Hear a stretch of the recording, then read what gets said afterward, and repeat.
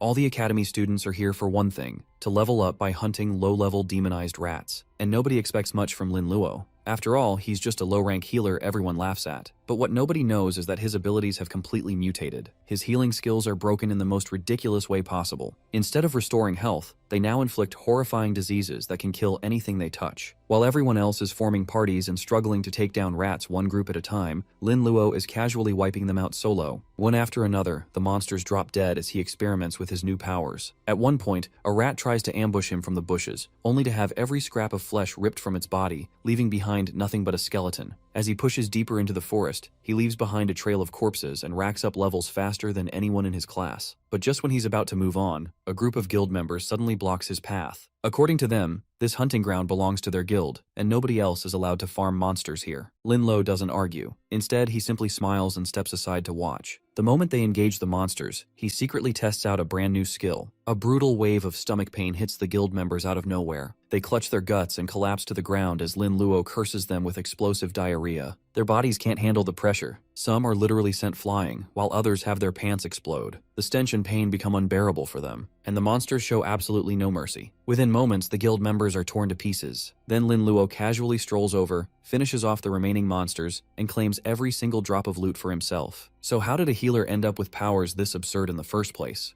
A new generation of students gathers in a large assembly hall for their own awakening ceremony. The atmosphere is tense as instructor Li Yu calls our protagonist Lin Luo to the stage. As a transmigrator, the boy walks up with immense confidence, secretly believing he is the main character of this world. He expects to awaken a legendary combat class that will allow him to soar above his peers and start an era of dominance. When he finally touches the awakening crystal, a blinding eruption of light fills the room, leading the onlookers to assume he has successfully triggered a high-level combat profession. Unfortunately, the reality does not match the spectacle. As the light settles, a notification reveals that Lin Luo has awakened as a priest with a meager D rating. His expression of triumph instantly collapses into horror because he has been relegated to a support role typically associated with healing and dispelling status effects. To make matters worse, the other students begin to whisper and mock him, noting that healers are almost always female. This leads to them jokingly labeling him a male mama, which deeply irritates our hero. While some friends like Tang Cheng try to offer hollow comfort by saying healers are necessary for any team,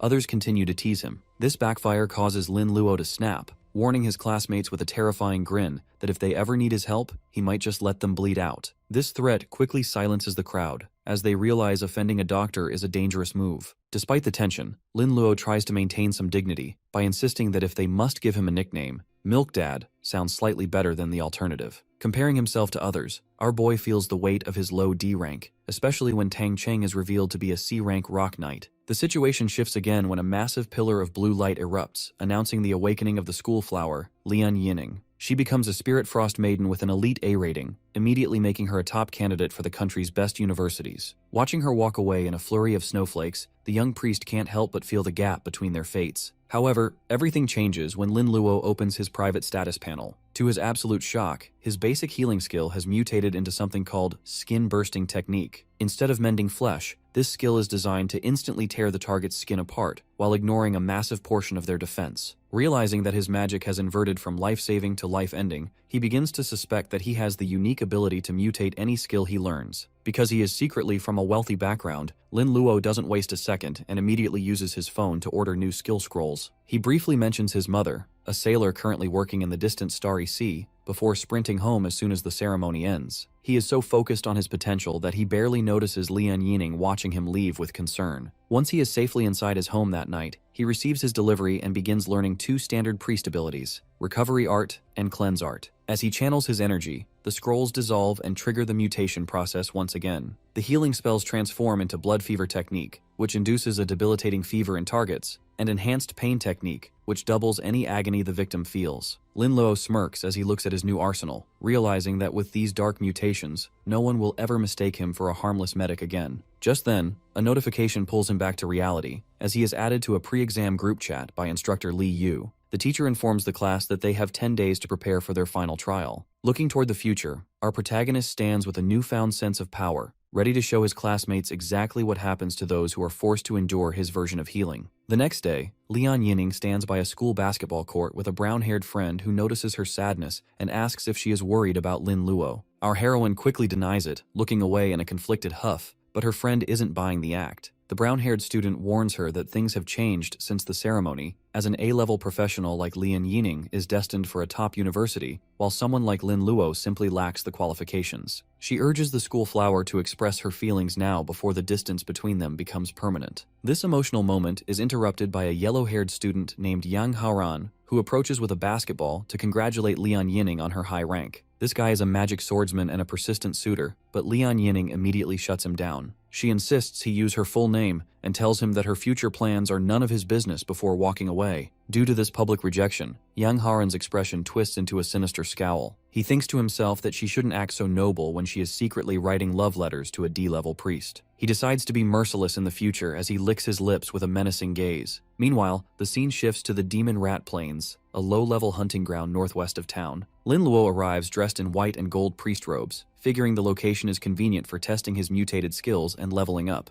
At the entrance, several armored professionals are shouting for elite teammates to clear the area, but our protagonist ignores the recruitment calls. A red-haired woman named Sister Ching approaches him kindly, offering to protect him since he looks like a fresh rookie. Lin Luo calmly declines and walks past her, preferring to work alone. While her armored companion mocks the boy as another arrogant rookie who will likely end up dead, Sister Ching notes that the young priest has a rare level of composure and confidence in his eyes. She eventually drops the subject because her team has found the coordinates for a special monster and needs to move out. Deep in the plains, other professional teams are struggling against the giant rats, finding their attack power surprisingly high. Lin Luo watches a lone rat from behind a tree and notes that its attributes explain why most people choose to form teams. He points his staff and activates his mutation, causing a black explosion of energy that shreds the creature instantly. Given that he killed a level 2 monster so easily, he realizes his mutated pre-skills are terrifyingly efficient. He tests his blood fever technique on another rat, watching it tremble and die from continuous internal damage. This solo hunting provides a massive amount of experience, causing a levels up. He opens his status panel to assign his new attribute points, and although his D rank doesn't give as many points as a high-level class, he pours everything into his mental stat to boost his casting power. He decides to test his third skill, the enhanced pain technique, on a rat in the bushes. When the purple energy rings appear, the rat seems unaffected and confuses our hero until he realizes that the spell only doubles existing pain. Since the rat wasn't hurt yet, there was nothing to amplify.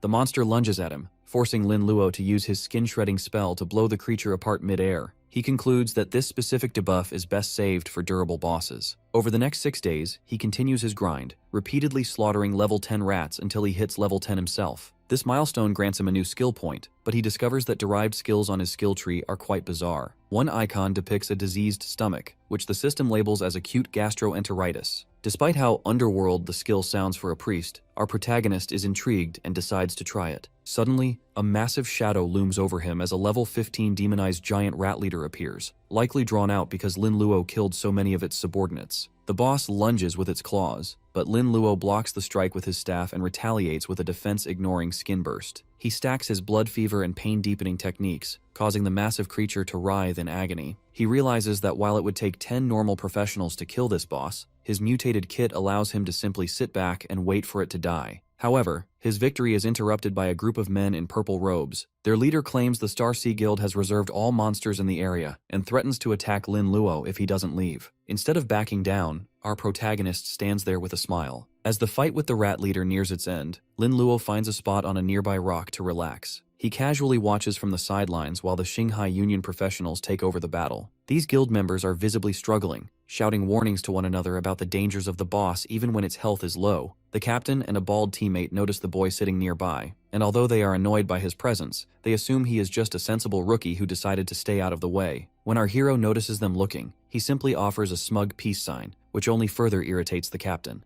Given that the Union is a powerful organization, the captain assumes no one would be foolish enough to interfere with them, so he refocuses his team on resisting the monster's next attack. Everything changes when a guild member with an afro suddenly freezes in place. His face twists in agony as he clutches his stomach, complaining that he can no longer hold back a sudden, intense biological urge. This leads to a massive, explosive eruption from the back of his pants that actually launches him forward with force. The surrounding teammates are thrown into a panic, shielding their eyes and noses from the horrific sight and smell. As the bald man and a female professional start feeling the same stomach pains, the captain realizes they are being hit by something far worse than a gas bomb. Due to the fact he is distracted by the overwhelming stench and the chaos of his team, the captain loses his focus, allowing the rat boss to lunge at him. Lin Luo remains unfazed, watching the scene while listening to music through earbuds. He stands up as his weapon begins to glow with a dark purple aura, chuckling at the idea of everyone unleashing their symptoms at once. Now that the captain has collapsed to the ground in pale-faced agony, feeling as though his insides are about to explode, our protagonist decides it is time to end the farce. He unleashes a massive red and black energy blast that represents his mutated skin-bursting and pain-deepening techniques. The explosion consumes both the rat boss and the guild members, leaving the battlefield silent. As the smoke clears, our boy walks through the carnage to claim his rewards. He notes that he is the one who ultimately benefited from letting others do the hard work. Since he secured the kill, he reaches level 11 and receives a boost to his attributes. He searches the loot orbs and finds rare materials alongside a black and red skill book. He suspects the rare drop happened because he fought the boss solo, which usually increases the odds of finding high-level items. Among the loot is a magic moon's eyes ring, which he immediately puts on since its passive ability to recover mental energy is perfect for a caster. After testing the ring, he turns his attention to the new skill book titled Virus Transmission. He realizes that while his equipment skills don't mutate, his active spells certainly do. As he learns the new ability, it transforms into a terrifying power called Black Death Outbreak. He reflects on how the historical plague killed millions, and he realizes that even at level 1, this mutated skill could rival a forbidden curse when paired with his pain amplification. He feels a surge of ambition, imagining the lethal plague areas he can now create. Just as he prepares to pack up his materials, the air in front of him begins to crack with jagged red energy. A massive portal shaped like a door manifests in the forest, signaling the birth of a new secret realm called the Scarlet Altar. Lin Luo recognizes this as a high-stakes opportunity that is much more rewarding and dangerous than a standard dungeon. Because the realm will disappear once completed or closed, he knows he has to act fast. He sees that it is a difficulty level challenge for those between level 10 and 15. Although he knows it might be dangerous to enter alone, he decides that seeking wealth requires taking risks and steps into the red portal. Meanwhile, Sister Qing and her team of high-level professionals arrive at the same spot. They are celebrating a successful mission, but they stop in their tracks when they see the portal. While the men are disappointed that they are too high-level to enter, they suggest selling the coordinates on the black market for millions. Sister Qing has a different plan,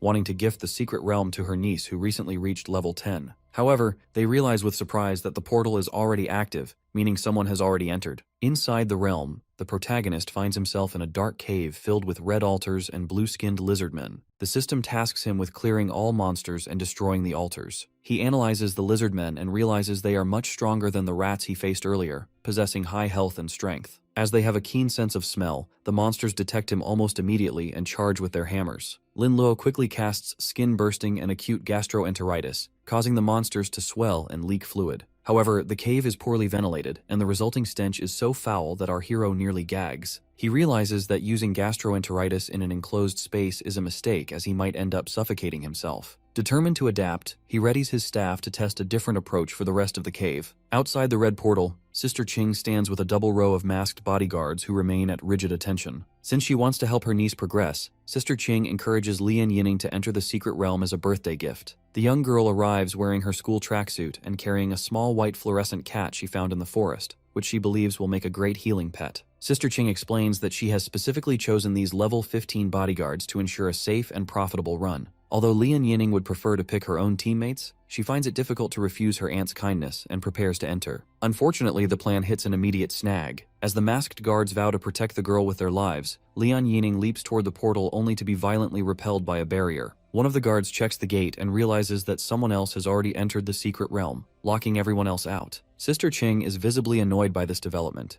assuming some reckless rookie must have wandered in by accident. While she expects the intruder to die quickly so that they can take over, Lian Yining looks back in shock, wondering exactly who managed to beat them to it. Deep inside the cave, the intruder is revealed to be Lin Luo, who has just finished dispatching a level 15 demonized lizard. Because the monster is a high-level secret realm inhabitant, it provides massive experience points that immediately push our hero to level 12. He reflects on his new Black Death skill, noting that while it might be less effective in wide-open spaces where monsters are scattered, This enclosed cave is the perfect environment for a biological disaster. The poor ventilation and high density of lizardmen mean he can turn the entire cavern into a massive infection zone. Since he cannot risk a direct confrontation with dozens of lizardmen at once, he decides he needs a pathogen to spread his virus. He spots an elite white-skinned lizard carrying heavy chains and identifies it as the perfect target because of its high physical defense but low magical resistance. Linluo casts his Black Death outbreak on the creature, causing dark veins to bulge across its muscles. As the infected elite returns to its patrol, its confused subordinates gather around,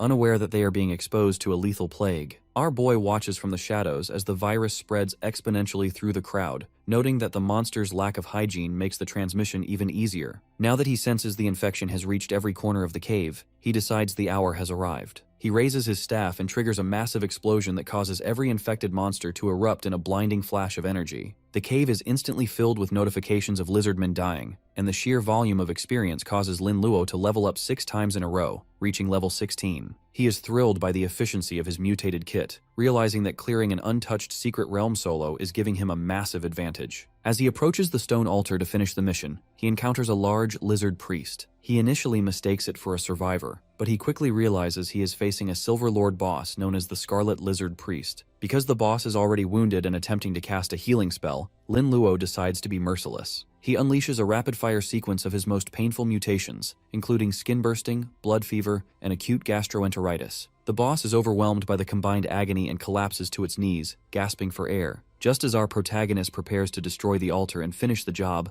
a terrifying change occurs. A geyser of dark energy erupts from the fallen boss, and the spirits of the dead lizardmen begin to fly back toward the corpse. These ghostly forms fuse with the body, causing it to grow and mutate into a much more powerful entity. The resulting creature, a rampage mutation white lizard priest, stands before him with a massive increase in health and strength. Lin Luo watches the update with a grim expression, realizing that the final trial of the Scarlet Altar has only just begun. He stands exhausted at the base of the altar as the white-skinned rampage mutation white lizard priest towers over him. Since the boss is a hybrid of a melee fighter and a mage with overwhelming attributes, Lin Luo realizes he is in a dire situation. This crisis is made worse by the fact that he has completely drained his energy and cannot cast any skills. The mutated priest lets out a guttural roar and lunges forward with malice. Luckily, our hero manages to dodge the massive claws, which allows him just enough time to reach into his bag for a blue mana potion. He knows that without restoring his magic powers, he has no hope of winning this fight. The boss does not give him any breathing room and immediately initiates a high-speed charge. This sudden maneuver knocks Lin Luo back before he can finish his drink. As he only managed to take a small sip, he remains frustrated and struggling to stay upright. The lizard priest then raises its staff to activate a blood entanglement skill which surrounds our hero in ribbons of red energy.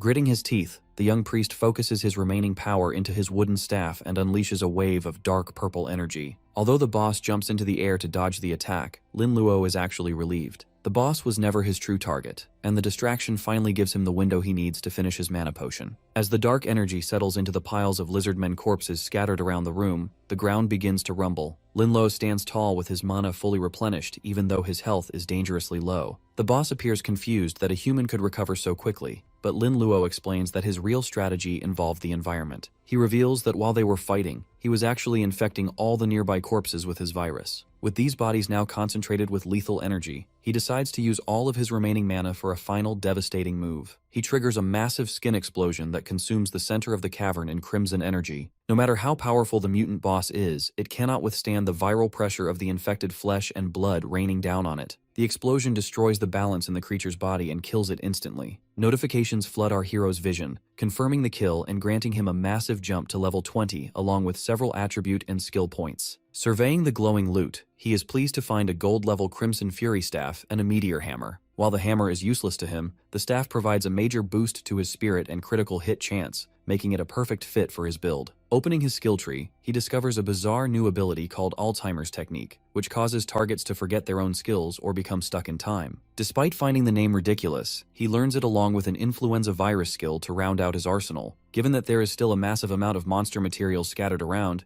he uses a newly unlocked summoning skill to call forth 2 spectral lizardmen warriors. He puts these summons to work as manual laborers to gather all the loot for him to sell later. Before leaving, he notices a rare demonized rune floating above the altar. He realizes this upgradable item is likely the greatest reward of the entire secret realm. As he grabs the rune, a final completion banner appears and grants him a perfect pass reward. This massive windfall includes 100,000 experience points, 10,000 gold coins, and a resurrection cross. Following this huge experience boost, he levels up 4 more times to reach level 24. Outside the portal, Sister Qing and Lian Yining are waiting with their guards. When the portal ripples, the guards assume a failed team is retreating, but they are stunned when only one battered person walks out. Sister Qing initially feels pity for him, assuming his entire team must have died inside, and she tries to offer him some hollow words of comfort about being strong. Lian Yining rushes forward in total disbelief and asks what happened to his teammates. Lin Luo calmly explains that he was hunting solo, which causes the guards to whisper that he must be a liar or a braggart trying to deceive the young lady. Lin Luo ignores the skepticism and begins walking away to focus on trading his new items for money. Lian Yining chases after him while the guards continue to doubt his story. However, the situation changes instantly when the red portal begins to shrink. Sister Qing watches in total shock as the secret realm vanishes entirely. She finally realizes that the entrance only disappears once a realm is fully cleared, proving that the young priest actually conquered the entire challenge all by himself. In a forest clearing, Lian Yining runs to catch up with Lin Luo as he tries to walk away. She urgently calls out for him to wait, and explains that while her aunt's bodyguards are skeptical, she fully believes in his abilities, and knows he is telling the truth about clearing the realm alone. Our boy stops and turns but remains characteristically indifferent,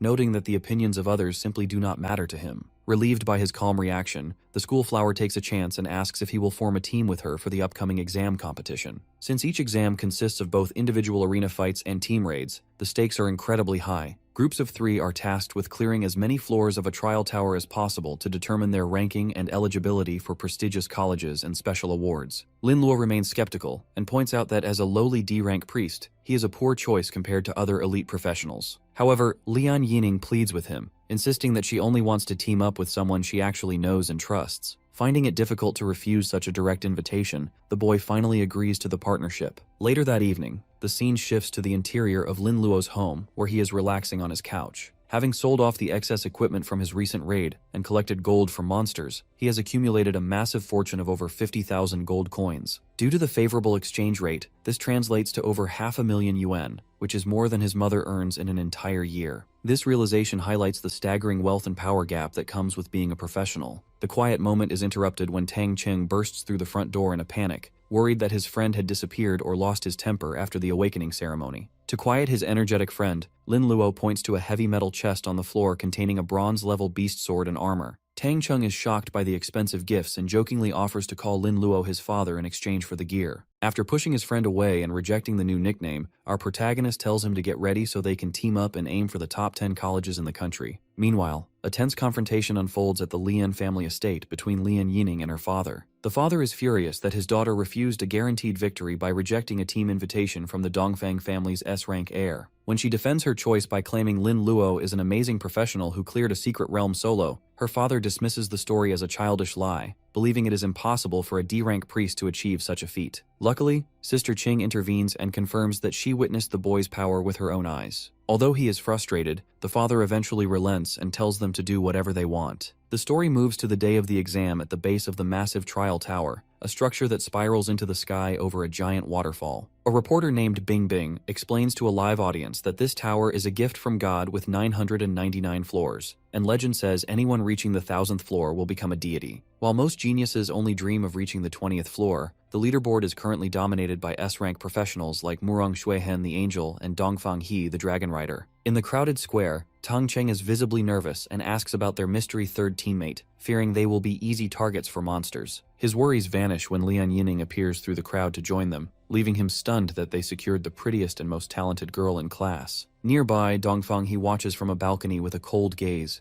bitter over the rejection he suffered. He summons a yellow-haired student named Yang Haoran and forces him to join his team. As Yang Haoran is an A-rank magic swordsman, he is a perfect fit, though he is forced to abandon his previous teammates to serve the arrogant young master. Dongfang, he expresses his disdain for Lian Yining's short-sightedness and reveals that the only woman he truly respects is Murong Xuehen, the daughter of the prestigious Murong family. At the tower entrance, Murong Xuehen notices the odd trio of Lin Luo and his friends, but decides to focus on her own goal. She isn't just looking for a high rank, she is determined to win the world's marvelous artifact that serves as the ultimate prize for the winner. Suddenly, a massive pillar of light signals the start of the exam and teleports the students inside. Lin Luo and his team find themselves in a dark, rocky world. As a pack of demonic dogs charges from the shadows, Lin Luo prepares to finally unleash his mutated powers. However, Lian Yining quickly transforms into her Spirit Frost Maiden form. She releases a massive ice attack. By instantly freezing the entire horde into crystal, she tells our protagonist to stay back so she can protect him. This leaves the young priest standing behind her with his staff, feeling slightly disappointed that his big moment was stolen before it could even begin. The massive, spiraling Tower of Trials dominates the horizon, its jagged floors beginning to glow with yellow light as the examination gets underway. Inside a control room, instructors observe the holographic progress, noting that candidates are pushing themselves to make an impression, as their final results depend on how many floors they can clear within a 12-hour limit. A stone ledge marked with a flag for the 7th floor indicates that some teams are moving at an incredible pace.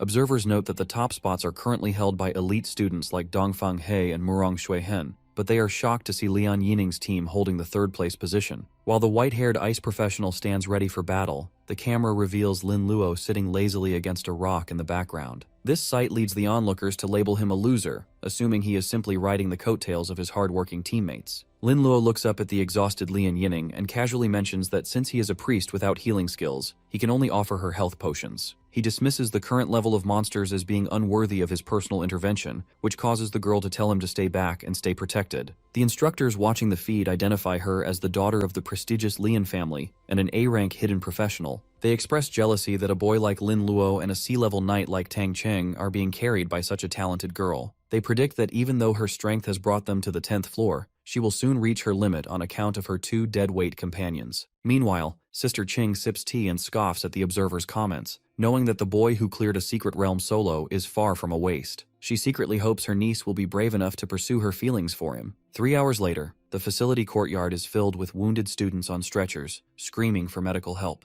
As the difficulty of the tower increases, more candidates are being injured or killed by the strengthening monsters. With the monsters on the higher floors being so powerful that they destroy recording equipment, there is no footage available past the 15th floor. This lack of surveillance also helps keep the candidates' ultimate trump cards secret for the individual competitions. The observers notice that Lian Yining's team has now dropped to 37th place, confirming their suspicions that she couldn't maintain a high rank while carrying 2 losers. On the 19th floor, the environment is a jagged landscape of ice where Lian Yining and Tang Cheng are leaning against the shards, panting with heavy exhaustion. The girl fears she has reached her limit, while Tang Cheng praises her for single-handedly carrying the team to such a terrifyingly high floor. At this point, the perfectly clean and calm Lin Luo walks past them toward the center of the field, announcing that he is taking the lead. Tang Cheng is confused by this shift in leadership, but Lian Yining tells him to check Lin Luo's information panel. The knight is shocked to discover that Lin Luo is actually level 26, a level so high it breaks the records of all current candidates. When Tang Cheng asks if he truly cleared the secret realm alone, the priest simply points to the expensive gear he provided for his friend as proof. Lin Luo identifies a frozen monster and asks the Ice Maiden if she can unfreeze it. He explains his strategy that given monsters live in packs, a terrified survivor will run back to fetch reinforcements. Our protagonist smiles confidently, telling his teammates to prepare for a massive level up.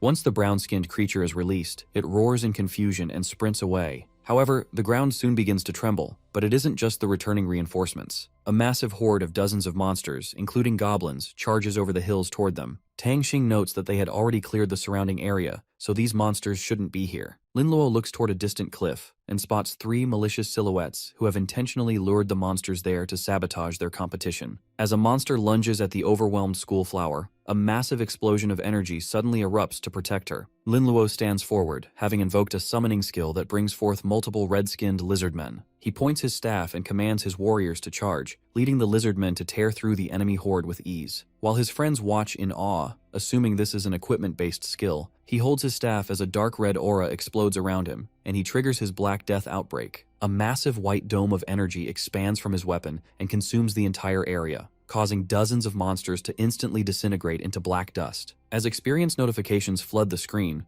Lian Yining and Tang Cheng are left standing in a quiet, empty battlefield. Tang Cheng realizes his friend was right about simply waiting for the level up. However, Lin Luo is not yet satisfied. He forms a ball of energy in his hand and slams it down, calling forth an energy that covers the entire mountain range to ensure the death of every remaining creature on the floor. The aftermath of Lin Luo's intervention is visible as piles of bare goblin corpses disintegrate into trails of green energy. Due to this massive slaughter, a system notification confirms that the team has slain the level 20 monsters and harvested a significant amount of experience points. Tang Cheng watches the surging numbers with wide, stunned eyes, barely able to process the speed of their growth. This display of power prompts a puzzled Lian Yinning to ask our protagonist if he possesses a wide-range poison skill, as the devastation is absolute. Lin Luo calmly clarifies that his ability is actually contagious, which catches her attention. The Spirit Frost Maiden analyzes the situation and notes that since bear goblins are naturally resistant to toxins, the skill must be something far more potent than simple poison. Lin Luo praises her intelligence and confirms that he is using a disease-based skill rather than a chemical one. He explains that his mutation allows him to plant a virus that infects a target's cells almost instantly. As the virus spreads from one host to another, every fallen goblin now carries billions of pathogens. He notes that due to the sheer number of infected monsters, the viral load has reached a tipping point where the quantity has triggered a quality change. As a result, a dense green cloud of viral miasma has expanded to surround the entire floor of the tower. This horrific revelation causes Tang Cheng to sweat profusely, fearing the virus might consume him as well. Luckily,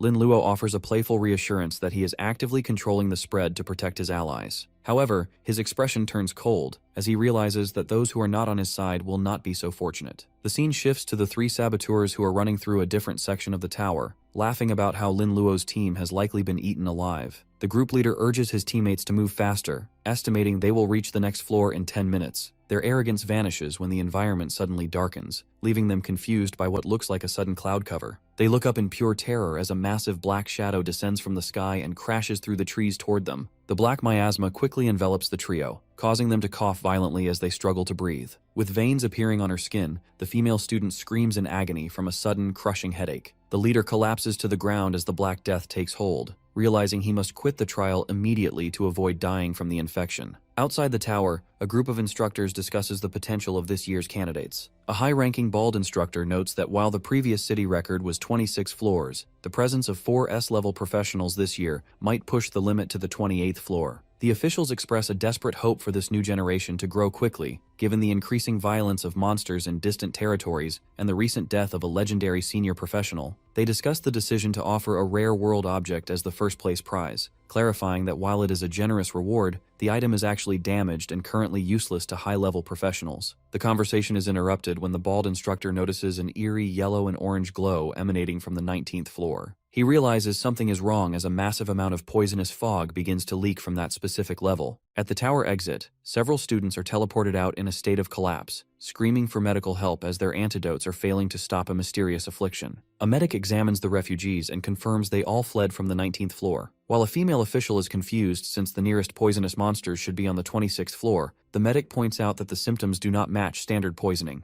Instead, the status bars show that the candidates are suffering from a viral illness. One of the instructors identifies the dark spots on the victims and realizes with horror that a plague has broken out. As the only monster capable of spreading such a disease is usually found on the 50th floor, the instructor begins to suspect that this chaos is actually Lin Luo's doing. Despite the gravity of the situation, the instructors find a silver lining in the fact that many elite candidates, especially the S ranks, have already moved past the 19th floor and are safe from the outbreak. On the 26th floor, Dong Fenghe's team moves through a graveyard of insect monsters protected by a barrier. Yang Haoran praises the young master for his family's intelligence network, which allowed them to bring special items to nullify the local threats. Dongfang, he remains determined to break the record by reaching the 28th floor, though he acknowledges that rivals like Murong Shuihen are likely keeping pace with him. He looks toward the distance with a sense of pity, assuming his victory is already guaranteed. Meanwhile, Murong Shuihen's team is struggling on a different floor as they are swarmed by hundreds of rocky monsters that seem to be specifically targeting them. While her teammates panic at the overwhelming numbers, a teammate named Sister May pretends to be exhausted to lure the others into a false sense of security. The Spirit Angel steps forward to become the main damage dealer, thanking her friend for helping her preserve her strength. Suddenly, Sister May reveals her betrayal by confessing that she smeared their bodies with a special honey that attracts aggressive monsters. Murong Shuihen and her male teammate are frozen in disbelief, asking why she would do such a thing. Sister May's face twists with jealousy and rage as she rants about how Murong was born with everything, from beauty to an S-level profession. She reveals that she made a secret deal with Dongfang He, who promised to marry her into his prestigious family if she helped him win the championship. She begs Murong to sacrifice herself for the sake of their friendship, convinced that this is her only chance to finally win something. Although the male teammate shouts at her for the betrayal, Sister Mei refuses to listen, claiming that any warnings about Dongfang He's deception are just lies born of jealousy. Murong Xuehen looks at her former friend with a mix of pity and stoicism before deciding her next move. Instead of trying to force her way through the horde, she prepares to exit the tower, recognizing they have already qualified for the individual competitions. She stands tall with her divine wings, determined to take the throne back from Dongfang He during the final matches. After successfully clearing the lower levels, our trio stands before the rocky entrance to the 20th floor, which looks like a massive, gaping mouth with purple eyes. Tang Chung is visibly excited since being with Lin Luo has made the climb effortless, allowing them to harvest experience points at an incredible rate. Lin Luo remains calm and reminds his friend that the real work is yet to begin, suggesting they move directly to the next level before the monsters even have a chance to respawn. This confidence leads Tang Cheng to joke about easily reaching the 50th floor just for fun. However, Lian Yining is more analytical and notes that while these skills are efficient, they must have a limit, likely related to magic power or the high magic defense of stronger monsters on higher floors. Our protagonist agrees with her assessment, clarifying that his abilities are specialized for enclosed spaces like secret realms where monsters are crowded together. He admits that in open areas with high air circulation, the effectiveness of his viral spread is significantly reduced. This leads the school flower to bring up another concern regarding the collateral damage of his wide-range skills. As the plague spreads so far, other candidates are being caught in the crossfire, which might ruin their results and cause them to resent the team. Tang Cheng tries to brush this off as self-defense, but the priest simply smiles and asks why he should care about offending others. He explains his philosophy that in a world of constant struggle, one must fight to survive. And if professionals cannot handle a minor setback like this, they have no hope of standing against actual monsters or aliens. This bold stance inspires his teammates, who both vow to stand by his side as they step through the portal to the next level. The team arrives on the 20th floor, a tropical plain filled with palm trees and reptilian beasts. To get things moving,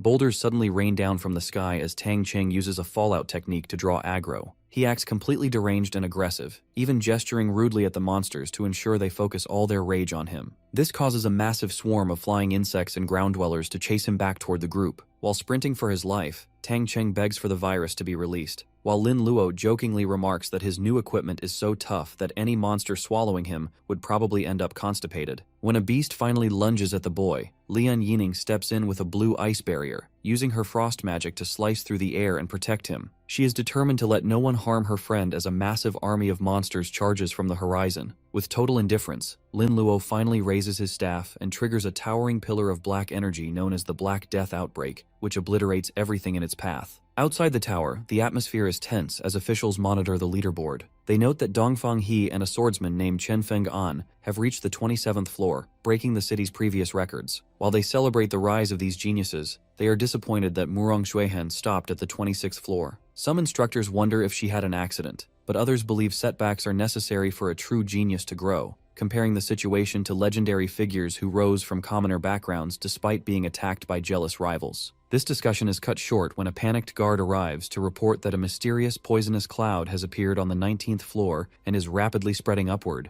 In just 4 hours, the miasma has consumed everything up to the 24th floor, affecting over 3,000 candidates and leaving fewer than 100 elite students active in the upper levels. The officials suspect this isn't a natural boss, but a man-made disaster caused by a group of traitors known as the Fallen, who worship alien demon gods and live only to cause destruction. They fear these cultists are targeting the S-class professionals, but given the tower is blocked during exams, they can only hope the students are strong enough to fight back. Back inside on the 26th floor, the team emerges from a blue portal after another successful hunt. Tang Chung is ecstatic at having reached level 20 in record time, while Lian Yining has hit level 25. When they ask about his progress, Lin Luo reveals he has reached level 30, which has unlocked 4 new skills. He is momentarily stunned by the bizarre nature of his new arsenal, which includes reproductive excitation, genital warts, gonorrhea spread, and syphilis outbreak. Although he wonders if he can change these cruel mutations back to normal skills, he ultimately smirks with a perverted joy and decides to learn every single one of them. This dark expression worries his friends, and though Lian Yining asks what he learned, he tells her it is better if she doesn't know. To change the subject, she mentions that reaching level 30 means he can perform his second job transfer. Our boy realizes he doesn't have to wait as he already possesses a hidden job transfer book from his previous secret realm. He activates the item, causing a red ritual circle to manifest behind him. 2 unique hidden options appear in the air before him, forcing him to choose between becoming an S-rank evil doctor or a Dark Lord.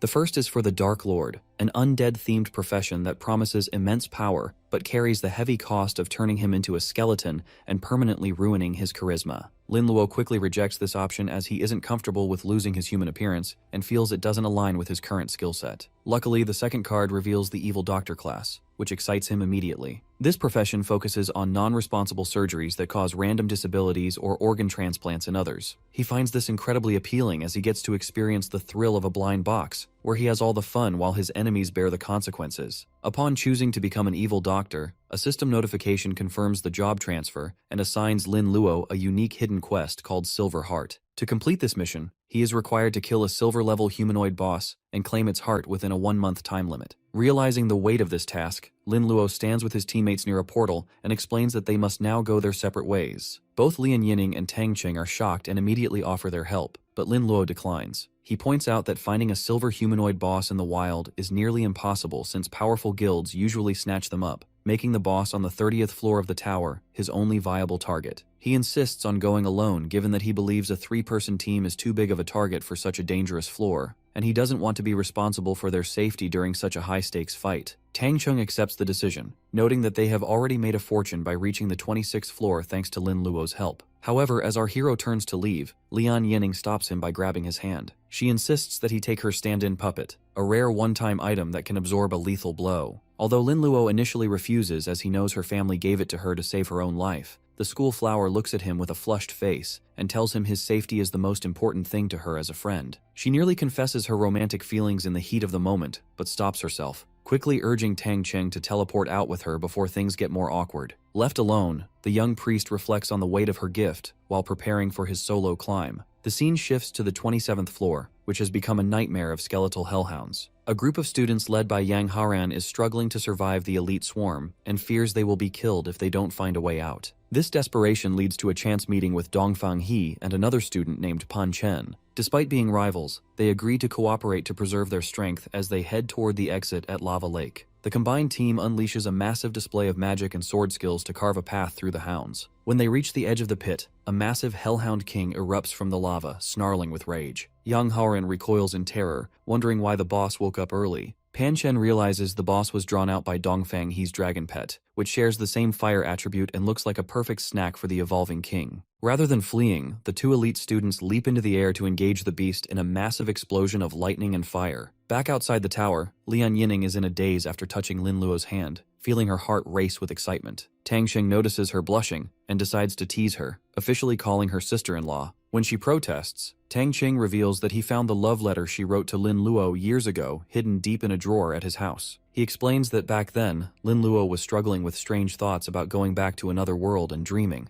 which prevented him from responding to her. Hearing this, the Ice Maiden realizes why Lin Luo took a long vacation that year and feels a deeper connection to his past. Their conversation is interrupted when they see the bloodied and exhausted Yang Haoran exiting the tower. When the yellow-haired student tries to approach Lian Yining with concern, Tang Cheng furiously blocks his path. The knight tells him to get lost and stay away from his sister-in-law, leaving Yang Haoran completely stunned by the implication that the school flower is now taken. Tang Cheng decides it is best to avoid the confrontation and urges Lian Yining to move toward a waiting area for Lin Luo. This dismissive attitude causes Yang Haoran's face to contort with rage as he demands to know exactly when the girl became family to a D-rank professional. Tang Cheng mocks the angry student by pointing out how obvious their close relationship is, while Lian Yining turns away shyly before warning Yang Haoran that she will take action if he continues to scream. As the duo walks away, the antagonist seethes in the plaza, unable to accept that a priest he considers trash has earned the girl's respect, while his own presence only makes her angry. Driven by frustration and arrogance, Yang Haoran points an accusing finger and shouts that a D-rank healer could never compare to him. This insult forces Lian Yining to place an ice blade against his neck while Tang Cheng aggressively grabs his wrist. The knight challenges Yang Haoran to open his eyes and look at the leaderboard, which reveals that Lin Luo is currently on the 27th floor. This sight causes the arrogant student to tremble in disbelief,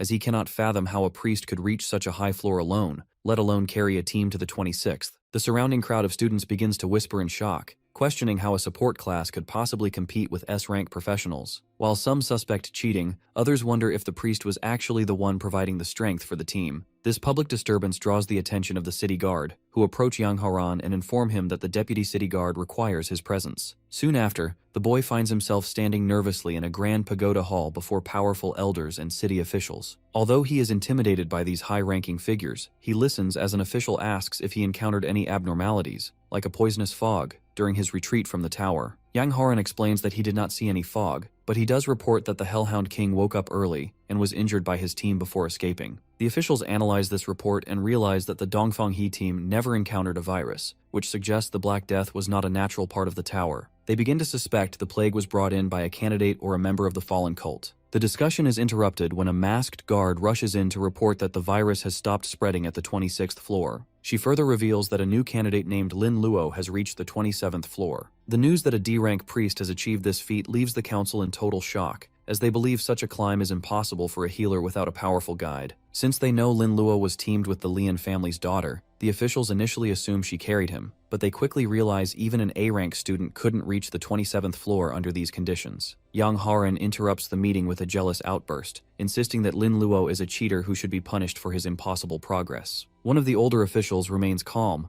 noting that while special items can help against monsters, they aren't enough to explain such a massive achievement. The council decides it is too early to label the boy a cultist, but they agree that a careful investigation into Lin Luo's background is necessary. Meanwhile, the scene shifts to the private quarters of Sister Qing, where she has summoned her niece for a private talk. The aunt winks and reveals that she has already deduced that the Black Death is actually one of Lin Luo's skills. She explains that since every candidate between the 19th and 25th floors was poisoned except for their team, and given the boy's history with secret realms, the culprit is obvious. Sister Qing warns a pale and shocked Lian Yining that once the chaos settles, people will eventually identify Lin Luo as the source of the plague. With many of the infected students belonging to powerful families who lost grades and rankings due to him, she predicts a massive revenge spree if the truth goes public. Lian Yining panics at the thought of her friend being targeted and asks for a way to protect him. Sister Qing points directly at her niece, explaining that she is the only one who can solve this problem. She outlines a plan that must be kept secret from the girl's father, whom she describes as a fool who would only interfere and stop them. Despite her embarrassment and a bright red face, the school flower clasps her hands to her chest with total resolve. She declares that she is willing to do whatever it takes to ensure Lin Luo's safety. The story shifts towards the main character. He stands on the 27th floor observing a pack of hellhounds behaving erratically due to his reproductive excitation skill. Lin Luo notes that the debuff is surprisingly effective at distracting the monsters, but the bizarre scene is suddenly interrupted by a massive fire geyser. From the flames, the dark-skinned Hellhound King emerges with a ferocious roar, leaving our hero surprised since the boss typically remains dormant. Upon closer inspection, he notices red gashes and deep injuries covering the monster's body. He realizes the Hellhound King was likely beaten by a previous team and retreated to the lava lake to recover, only to now take its frustration out on him. Lin Luo remains confident and raises his staff as green energy surround it,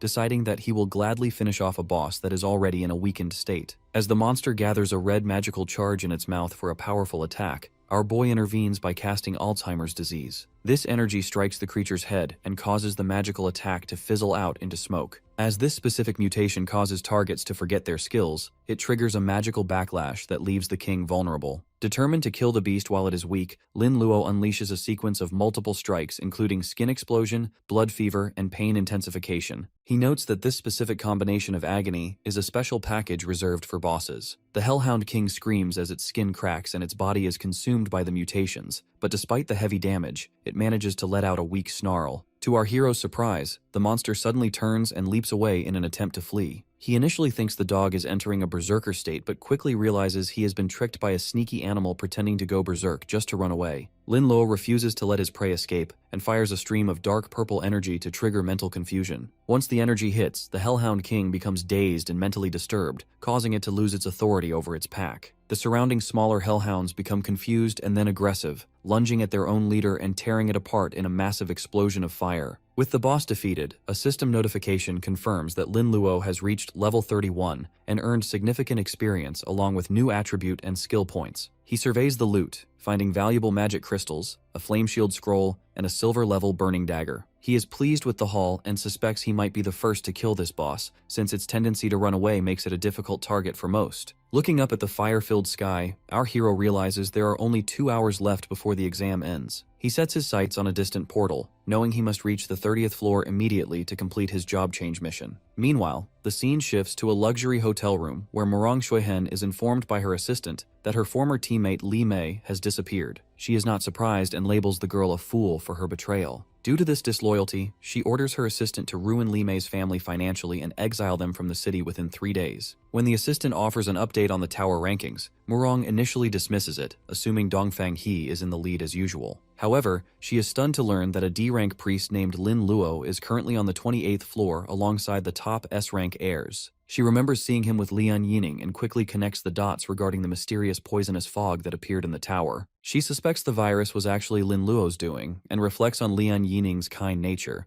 realizing the girl must have seen great potential in the boy. While the assistant wonders if the priest is a serious threat, Murong Shuihen touches her chin with a playful smirk. She concludes that while a simple virus might have its limits, the idea of a D-rank priest having even more tricky skills actually makes her feel excited for the upcoming competition. Outside the Tower of Trials, a crowd of students watches the leaderboard in total disbelief. Since a lowly priest has reached the 28th floor solo, the onlookers assume he is cheating with high-level items provided by the prestigious Lian family. While Lian Yining tries to defend his honor, Tang Qing tells her it is useless to argue with people who simply cannot accept reality. Nearby, instructor Sister Qing realizes that at this rate, our protagonist might do more than just break the Binhai city record. He might actually surpass the students from the imperial capital and become a national champion. When a curious Lian Yining asks if the students from the capital are truly that strong, Sister Qing confirms that they are. She explains that while the local record was only 26 floors, the imperial capital once saw a student reach the 29th floor. This record holder was a famous necromancer named Zheng Meisen, who originally hailed from Binhai City. Unfortunately, a tragedy struck the Zheng family years ago, forcing the survivors to flee the city and become vassals for other clans. When Lian Yining notes that the name sounds familiar, Sister Qing quickly shuts down the topic, preferring to keep the past buried. The instructor then surprises the duo by mentioning that if our hero maintains his momentum, he could win the champion's reward known as a world wonder. Given that neither Tang Cheng nor Lian Yining had heard of this legendary prize, they are left in a state of shock. Their conversation is interrupted by instructor Li Yu, who approaches to congratulate the students on reaching the 26th floor. However, her tone quickly turns serious as she warns them to be careful. With their impossible progress, the education department, the city council, and several powerful families are all aggressively seeking information about them. Tang Chung gives a confident thumbs up,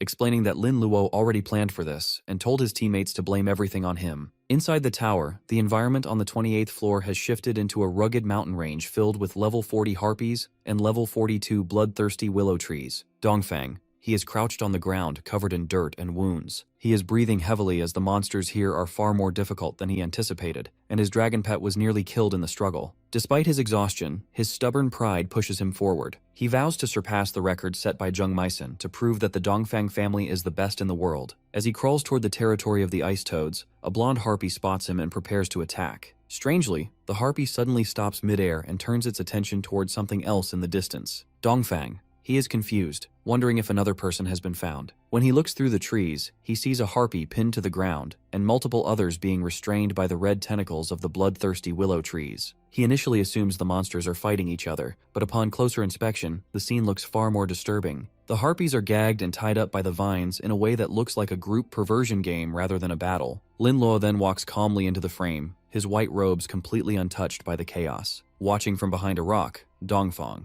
He realizes that this candidate is likely the one responsible for the bizarre scene. Our guy looks at the monsters with a casual expression, noting that his reproductive excitation skill is even more terrifying than he thought since it works across different species. Although he would like to stay in farm experience while the monsters are distracted, he realizes he is running out of time and needs to reach the next floor. Seeing the priest move forward, Dongfang He's face turns murderous. He cannot understand how a support class could have such twisted control techniques and assumes Lin Luo must have a rare hidden profession. Driven by a desperate need to win, the young master decides he cannot let our boy advance. He prepares to force his injured dragon pet into one last stand, convinced that he must be the champion at any cost. The scene then shifts to a frozen mountain range where level 43 ice-poisoned toads gather around a lake. Lin Luo stands at the edge of the water, shivering as the temperature drops to 100 degrees. Since entering the water rashly would mean freezing to death, he realizes he needs a way to resist the cold. As priests are technically mages, he decides to use the Flame Shield skill scroll he looted from the Hellhound King. As he prepares to learn the defensive spell, he can't help but wonder exactly what kind of dark mutation this fire magic will turn into. The process triggers a dark mutation that grants him the penicillin phage antibody shield. As this skill is a passive mutant ability, it begins to devour the elemental power of the sub-zero environment, generating permanent cold antibodies for his body. This immediate adaptation causes Lin Luo to feel the biting chill fade away, making him realize that he can now survive extreme conditions like magma pools or acid seas. While he runs across the frozen landscape toward the next floor, Dongfang, he remains hidden behind him, struggling to breathe in the intense cold. Given that he does not have Lin Luo's unique resistance, he is forced to rely on expensive flamestones just to keep his body temperature stable. Watching our hero march through the snow without effort causes Dongfang He to feel a surge of desperate rage. To regain his advantage, he turns to his red baby dragon and forces it to swallow a green elixir. This medicine is designed to double the creature's strength by burning its blood, though it carries the heavy cost of draining the dragon's life essence. Driven by a ruthless need to be the sole champion, the young master commands his pet to launch a lethal sneak attack. As the dragon lunges through the air, Lin Luo stops in his tracks, surprised to see a dragon in a territory that should only contain ice toads. He quickly identifies the creature as the pet of the famous candidate Dongfang He, but since he has no personal grudge against the guy, he is confused as to why he is being targeted. Luckily, Lin Luo does not waste time overthinking the situation and immediately materializes several lizardman warriors to meet the threat. Although the dragon's claws easily tear through the summons in a massive eruption of fire, the sacrifice of the warriors provides Lin Luo with enough time to observe the creature's high defenses. He attempts to retaliate with a skin explosion, but realizing the dragon is too sturdy for a quick kill, he decides on a more tactical approach. Our protagonist channels a dark energy through his staff to trigger mental confusion, striking the dragon directly in the head. This causes the pet to become dazed and disturbed, leading it to lose its sense of direction and fly straight back toward its master, Dongfang.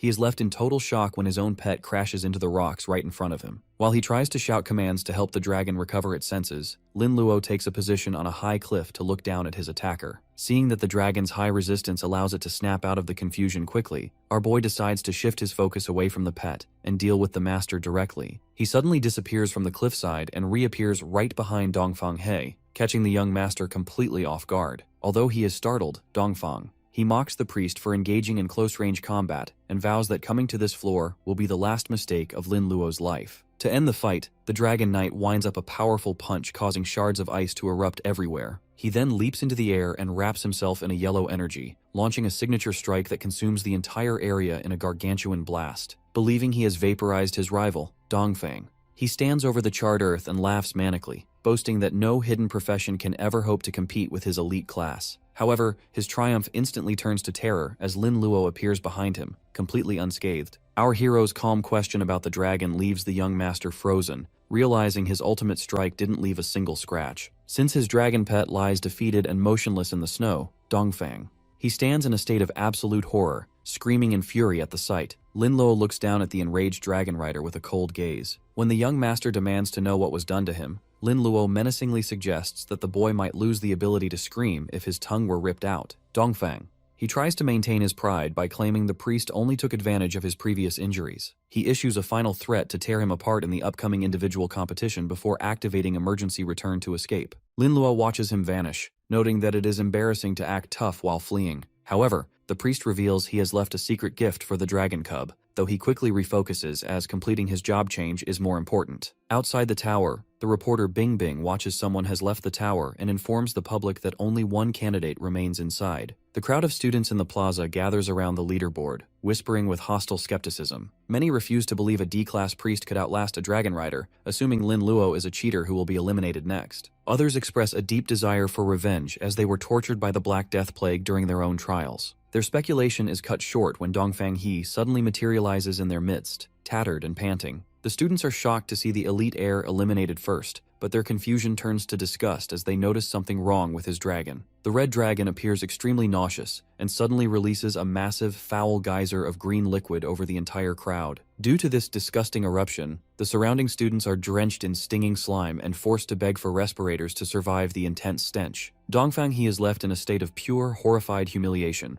realizing that Lin Luo must have sabotaged his pet. He vows to get his revenge tomorrow while struggling not to vomit himself. Meanwhile, at the Dongfang family residence, the patriarch Daizong meets with an arrogant ancestor who is certain that no one can challenge the young master for the top rank. When Daizong mentions that a D-level priest is still in the tower, the ancestor dismisses the news as secretive tactics and mocks Daizong's own A-rank potential. This lecture is interrupted by a beep from a watch, which delivers the shocking notification that the heir has been eliminated and publicly embarrassed by his dragon's stench. Both men are left pale and stunned by the news of this unprecedented failure. Back on the 28th floor, Lin Luo encounters a level 43 ice-poison toad known for its ability to self-destruct. He initiates the fight with a skin explosion, causing the creature to swell grotesquely. As the toad prepares to detonate and take the priest with it, Lin Luo calmly activates his Alzheimer's mutation. This causes the monster to forget its own skills, leading it to shrivel and die silently instead of exploding. Since he prevented the blast, Lin Luo is safe to collect the experience points and examine the loot orbs that materialize in the snow. He discovers a rare item called an ice poison bead, which claims to increase spirit power by 1 point when swallowed. This discovery makes him skeptical since most attribute-boosting treasures have a strict consumption limit to prevent professionals from scrubbing the tower clean. After a moment of logical deduction, he has an epiphany. He realizes that as the toads normally explode upon death, they destroy the beads in the process. High-level professionals usually ignore these lower floors, while low-level ones lack the specific control skills to stop the self-destruction. Realizing he has stumbled upon an unexplored treasure trove, Lin Luo decides that this opportunity is well worth the effort. Lin Luo delivers a massive skim explosion strike that shrivels an ice-poisoned toad into a blackened husk. Since he is perched on a high ledge, he is able to watch the carnage until a sudden blast of ice spikes tears through the air toward him. Luckily, the young priest anticipates the strike and moves just in time.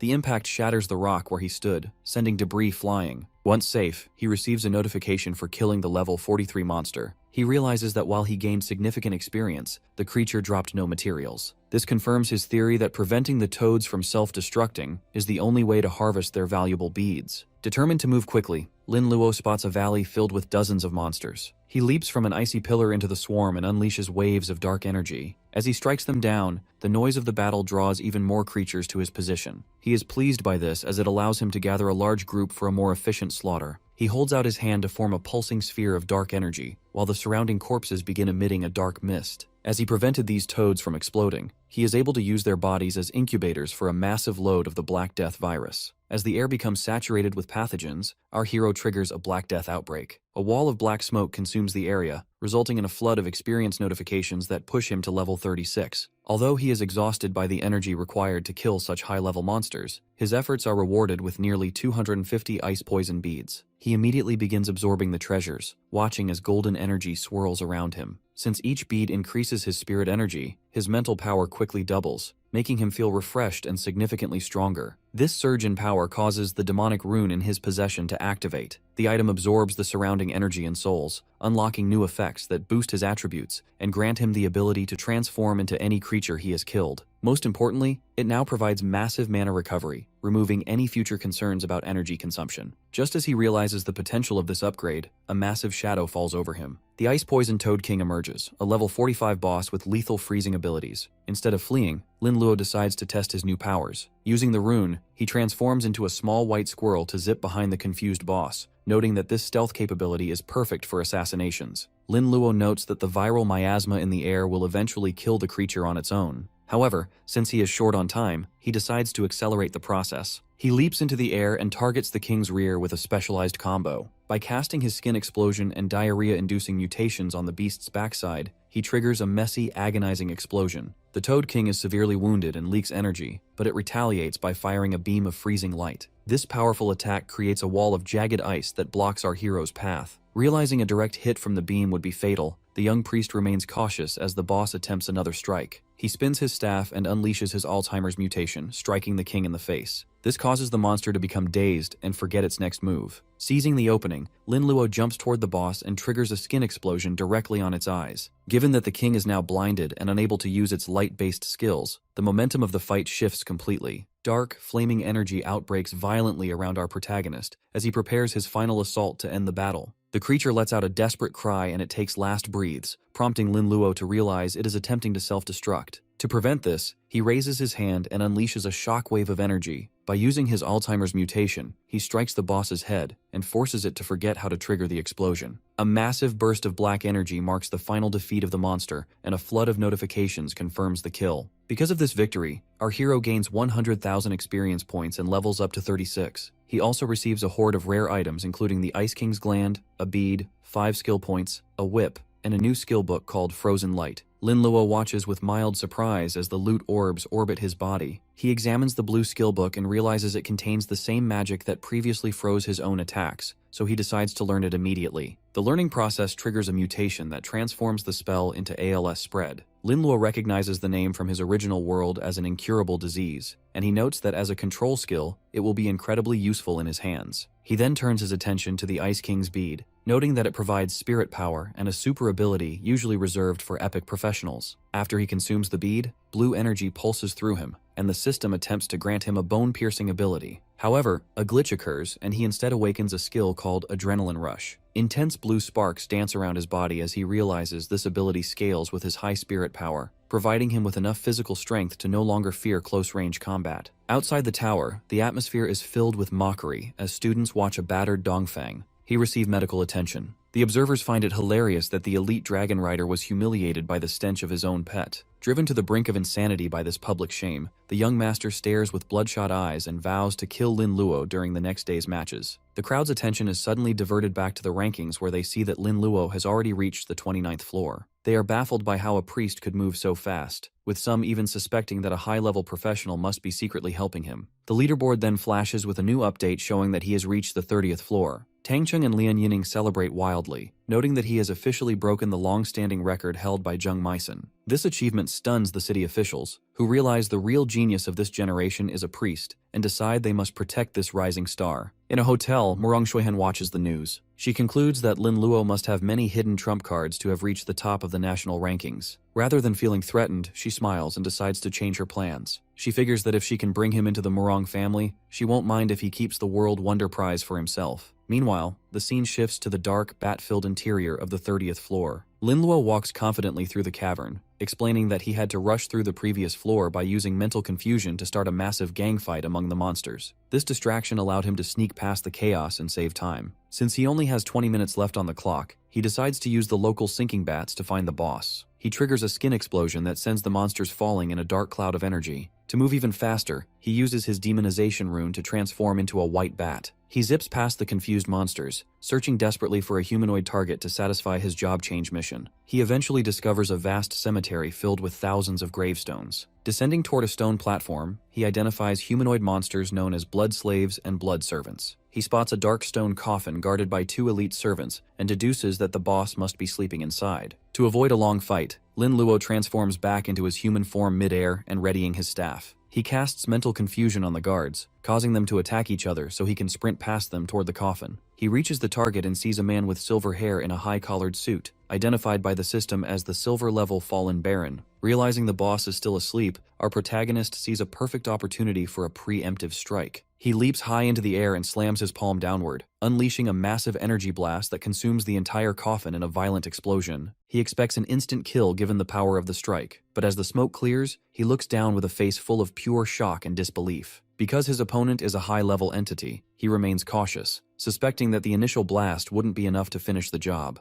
This movement triggers a horrific transformation as dark blood and smoke begin to rise from the ground, coalescing back into the Baron's tall, silver-haired form. Watching the liquid reorganize into a physical body, Lin Luo realizes that standard combat methods are useless against a monster that can reconstruct its own flesh. The Baron throws his head back and lets out a monstrous, wide-mouthed scream that creates a physical shockwave. This sound attack is so fast and powerful that it blows our hero backward, forcing him to acknowledge the creature's immense speed. As the monster's shadow looms over him, he finds himself pressed against the ground in a dire position. The sheer pressure of the situation manifests as a weight of tormented spirits, leaving him with no choice but to tap into his newest ability. Lin Luo's silhouette suddenly transforms into a black form connected by golden constellations as he activates his adrenaline rush. This surge of energy is so intense that the young priest feels a manic level of power, granting him the speed necessary to dodge the Baron's follow-up strikes with ease. In response to this new threat, the boss roars and causes 2 shadowy blood clones to split from his body. Although these clones possess half the strength of the original, Lin Luo slides across the battlefield and evades them effortlessly, mocking their lack of speed. The battlefield erupts into a massive explosion of dark red blood flames, but the Baron emerges from the fire with a menacing grin, seemingly unbothered.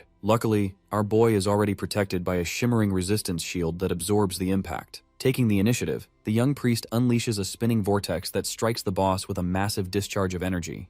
The boss struggles against the shadows, vibrating with energy as he tries to force his body back together. Lin Luo stands back to analyze the situation, realizing that as long as the Baron has access to blood, he can remain functionally invincible through regeneration. This problem leads him to look at the fluid-based bodies of the clones, giving him the idea to test a different approach. He summons a rain of crosses and needles known as the ALS spread. Instead of simple damage, these needles pierce the blood shadows and pin them to the rocks, causing the clones to shriek in agony. Our hero smiles as he notices the blood shadows turning into solid stone-like statues wherever the needles struck. He deduces that while the virus itself might not kill a vampire, the specific blood clotting symptom associated with the mutation is a perfect counter to a creature made of liquid. The Baron roars in a total fury, but Lin Luo simply fires another barrage of needles. To avoid being turned into a statue, the boss is forced to twist his body and sever his own arm before the clotting can spread. Lin Luo watches with a cold expression, acknowledging that the boss is smart enough to sacrifice a limb to survive. However, he remains unfazed and summons a massive ring of hundreds of needles to surround the area, wondering aloud how many more parts the Baron is willing to lose. To end the stalemate, a giant teal cross descends from the sky and traps the Baron inside. The young priest walks up to the captive boss and notes that while the Baron could normally turn into blood to escape, he has a counter for that as well. By pointing his staff at the cross, Lin Luo triggers a violent eruption of energy. He combines the blood fever and pain intensification mutations, aiming to burn the monster's blood away from the inside out to see if its immortality can survive being completely incinerated. A massive explosion signals the end of the fallen Baron, leaving Lin Luo standing before a collection of system notifications. Since he successfully defeated the high-level boss, he earns a massive 150,000 experience points and reaches level 40. This milestone grants him significant increases to his attributes along with 10 standard skill points and a rare gold skill point. He is left panting from the intensity of the struggle, noting that while his adrenaline ability provides excellent close combat power, the physical side effects are draining. As he recovers, he turns his attention to the floating rewards, specifically focusing on a precious gold skill point. He explains that these points are normally restricted to special quests or boss kills,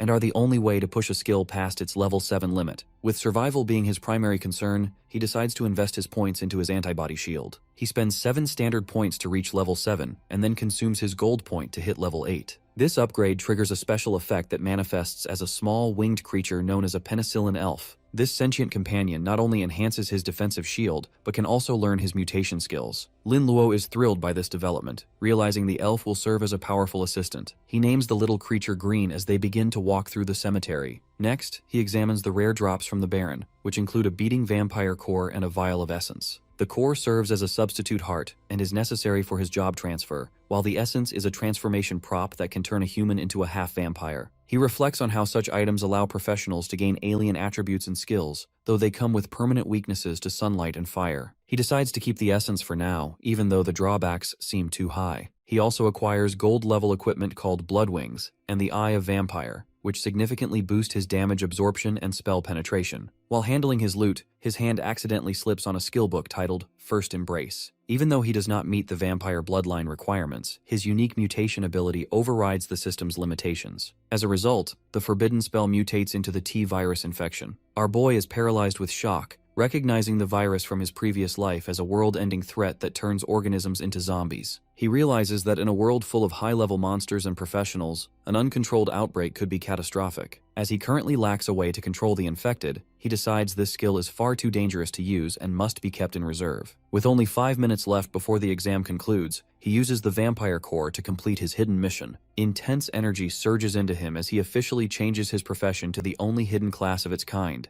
the Evil Doctor. This transformation grants him additional gold skill points and 2 unique items, non-responsible surgery and a specialized scalpel. He embraces his new identity, realizing that as a doctor who views life as a plaything, he is far removed from a traditional priest. Outside the tower, a crowd waits as the timer ticks down. While some students speculate that he might be trapped by high-level monsters, the reporter Bing Bing praises him as a hard-working role model for the city. This public flattery amuses Tang Cheng and Lian Yining, who know he rarely studies seriously. Meanwhile, several powerful organizations and families begin plotting to recruit or target him. A gray-haired man orders his subordinates to make contact first, even though they find no prestigious background in Lin Luo's files. At the same time, the deputy city guard learns that various families and angry candidates are planning to seek revenge for the plague he caused earlier. Given that the boy lacks a powerful family to protect him like the other geniuses, the official orders 2 elite guardians to ensure his safety against the fallen cult. Our hero finally emerges as Bing Bing announces him as the first place winner, but his victory is immediately met with hostility.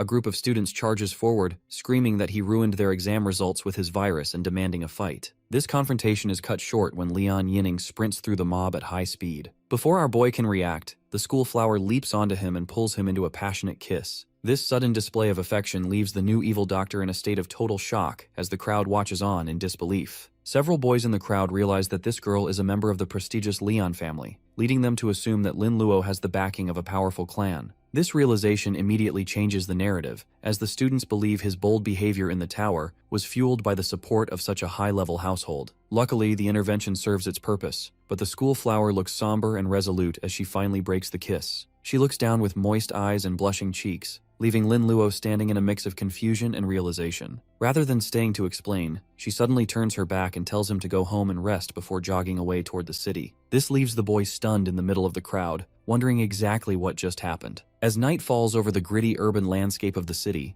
Lin Luo and Tang Cheng walk together through a narrow, dim street. Tang Cheng is buzzing with excitement and asks our boy about the taste of the kiss, noting that the usually conservative goddess was surprisingly bold. Lin Luo remains grounded and explains that she only did that to protect him by creating a social shield to block the trouble from the angry crowd. Strangely, he senses a presence and looks upward toward the wires stretching above the street. His intuition is correct, as a man with spiky orange hair and red-tinted sunglasses is standing on a high-tension wire watching them. The man is impressed that a kid could detect him, but notes that such talent is not enough to save him. He reveals that he was sent by the head of the Lian family to deliver a harsh message, warning the young priest to stop dreaming of a relationship with the girl. He mockingly labels our boy a toad trying to eat swan meat, but Lin Luo remains defiant and asks what would happen if he insisted on pursuing her anyway. Nearby, 2 city guardians observe the tense encounter. While the male guardian wonders if they should intervene, the female guardian dismisses the idea, insisting they are not nannies for the students. However, she suddenly freezes as she senses a terrifying aura descending from the sky.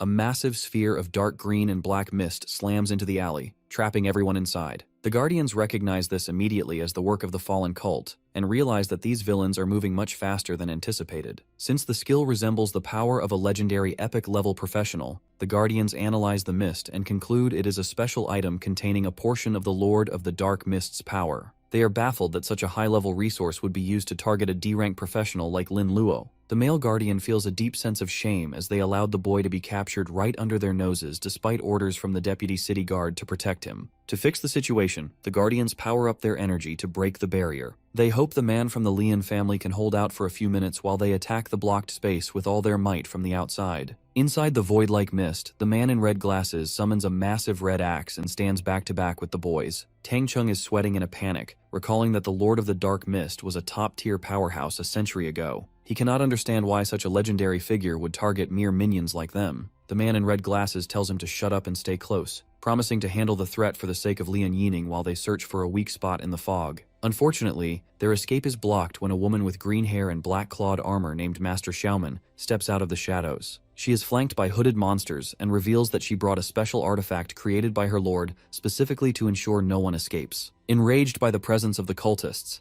Master Xiaoman remains completely bored by the assault, noting that a gold-ranked fighter is barely a challenge for her. She commands her monstrous subordinate, Wolf 13, to play with the attacker, leading the giant gray beast to lunge through the mist to intercept the charge. The beast's momentum is violently halted by a collision with the man in red glasses' barrier, triggering an explosion of ice-like shards. As the debris settles, Master Xiaoman appears and addresses our protagonist by name. Claiming she has worked hard to find him, she invites Lin Luo to join her organization, the Night Watch, boasting of its excellent benefits. Because of this sudden invitation, Tang Cheng becomes visibly panicked and aggressive, gesturing wildly at the woman while warning the fallen cultists not to come any closer. Lin Luo maintains a stoic, questioning if the Night Watch is simply another name for the fallen organization. Xiaoman walks forward with confidence, arguing that the term fallen is just a derogatory label used by society to cast them out. She leans in close to Lin Luo and mockingly places a finger under his chin, insisting that her group is actually the real savior of the world. She explains their philosophy, stating that they believe in and embrace the evil god as the only way to sustain the world and find a new future. Lin Luo remains entirely unimpressed by this logic and asks why they are specifically targeting him. Xiaoman reveals that one of the 13 masters of the Night Watch is an old man with poison abilities who is impressed by our boy's control over poisonous mist. This master apparently wants to take the young priest on as a closed disciple. Tang Cheng looks at his friend with a mixture of worry and disbelief, but Lin Luo quickly reassures him that he has no intention of being in cahoots with such people. This rejection causes Xiaoman's expression to turn cold immediately. As she loses her patience, a hooded figure in a gray cloak known as Ghost 27 begins to descend from above. Xiaoman declares that Lin Luo no longer has a choice and commands Ghost 27 to capture him. The hooded figure reaches out with a gnarled, pale hand, laughing with malice as he promises that a man named Old Man Gu has ways to force the boy into submission. Ghost 27 attempts to channel a surge of sickly green energy into the ground to summon underworld ghosts to lock our hero up.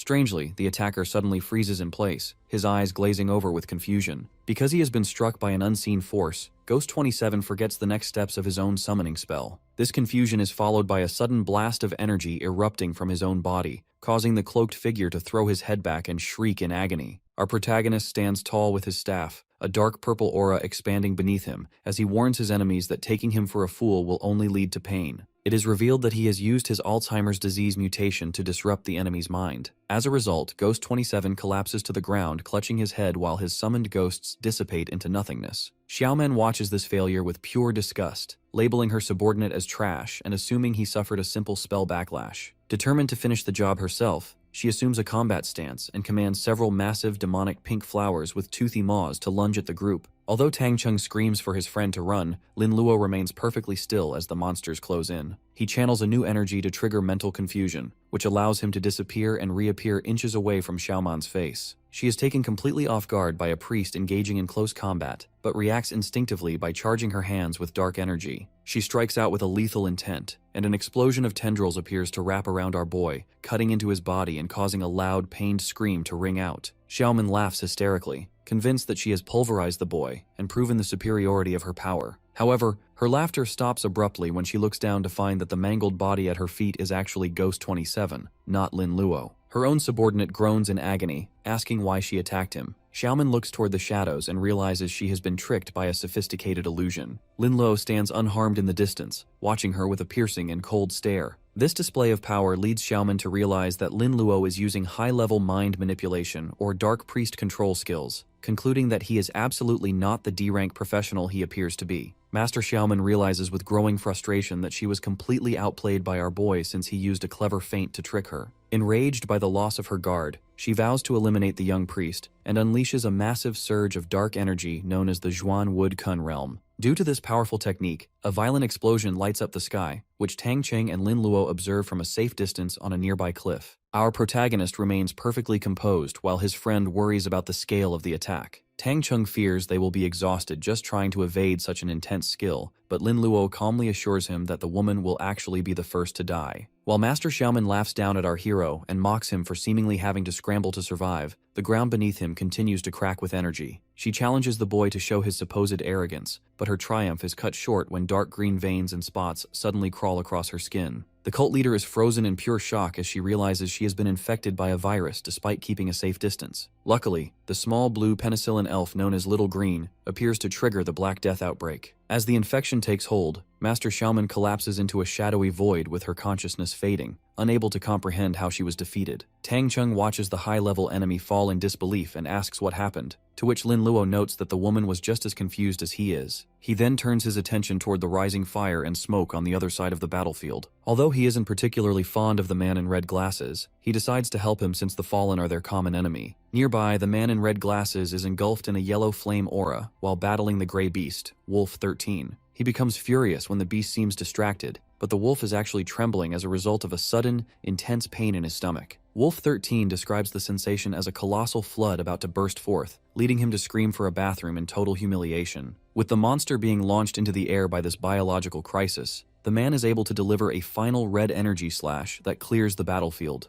The man calmly adjusts his sunglasses, satisfied with the victory. He then heads toward our hero's position to offer help, only to find that the strongest of the three fallen has already been dealt with. He becomes highly analytical, realizing it is bizarre for a student to kill such a powerful enemy, especially after witnessing the strange behavior of the wolf beast. When he asks about his class, Lin Luo simply replies that he is nothing special, just a priest. Meanwhile, two other professionals are running toward the site, exhausted from the effort. Seeing the dark mist dispersing, they assume Lin Luo has already been killed and prepare to avenge him. However, when they enter the clearing, they freeze in total shock at the sight of the defeated cultists. They recognize the fallen enemies as famous members of the Night Watch and cannot believe that such notorious villains have been taken down. Amidst the carnage, our boy stands calmly and asks the bewildered newcomers who they are. The female guardian shows her badge and asks for a report on what happened inside the mist. Instead of helping, the man from the Lian family dismisses the inquiry and walks away, leaving the two students alone with the officials. While Tang Cheng is about to explain the truth, Lin Luo quickly steps in to cover his tracks. He maintains a calm smile and lies to the guardians, claiming they only survived because the Lian family protected them from the cultists. The guardians exchange a skeptical look because they find the story hard to believe, yet the female officer decides not to press for the truth. She lets the students go with a warning to stay indoors while the cultists are active. As the boys depart, the male guardian questions why they allowed such an obvious lie to pass. His partner explains that they cannot force information from a victim who refuses to speak, especially when their primary job is protection. Looking at the unconscious Master Xiaoman, she realizes that because the captive has epic-level backing, the case has become too dangerous for them to handle alone. This realization forces the duo to leave the scene immediately to report the escalation to the deputy city guard. Meanwhile, Tang Cheng is energized by meeting the authorities, which prompts our protagonist to reflect on the dual nature of the guardians. While they serve as the kingdom's official military protectors, their power is also used to monitor and restrict the freedom of independent professionals. Because of this control, many powerful families harbor a deep resentment toward these agents. When his friend worries that the poisonous elder is still a threat, our boy reassures him that the city is a safe zone. He explains that while weak cultists might sneak in, the city's top defenders are more than enough to keep epic-level threats from entering. Tang Cheng remains unconvinced, pointing out that even a weak cultist is enough to crush a rookie. He notes that while Lin Luo is powerful enough to be fearless, others like Lian Yining are much more vulnerable. This concern prompts our protagonist to pull out his phone, and although he trusts the strength of the Lian family, he decides it is best to check in. He sends a message to the school flower asking if she reached home safely and mentioning the rumors of student attacks. She quickly replies that she is safe but becomes furious at the idea of the fallen targeting her classmates. After he reassures her that he is also perfectly fine, the scene shifts to the city's central command hall. The deputy city guard stands listening to a grim report from a masked subordinate. The official learns that 35 students were targeted in total, resulting in 7 deaths and several escapes by the enemy cultists. Although 7 deaths might seem like a small number compared to the entire student body, the deputy city guard is heavily burdened by the news as the fallen specifically target the most talented individuals. The report ends with the specific update on Lin Luo, noting that he was intercepted by Master Xiaoman's team.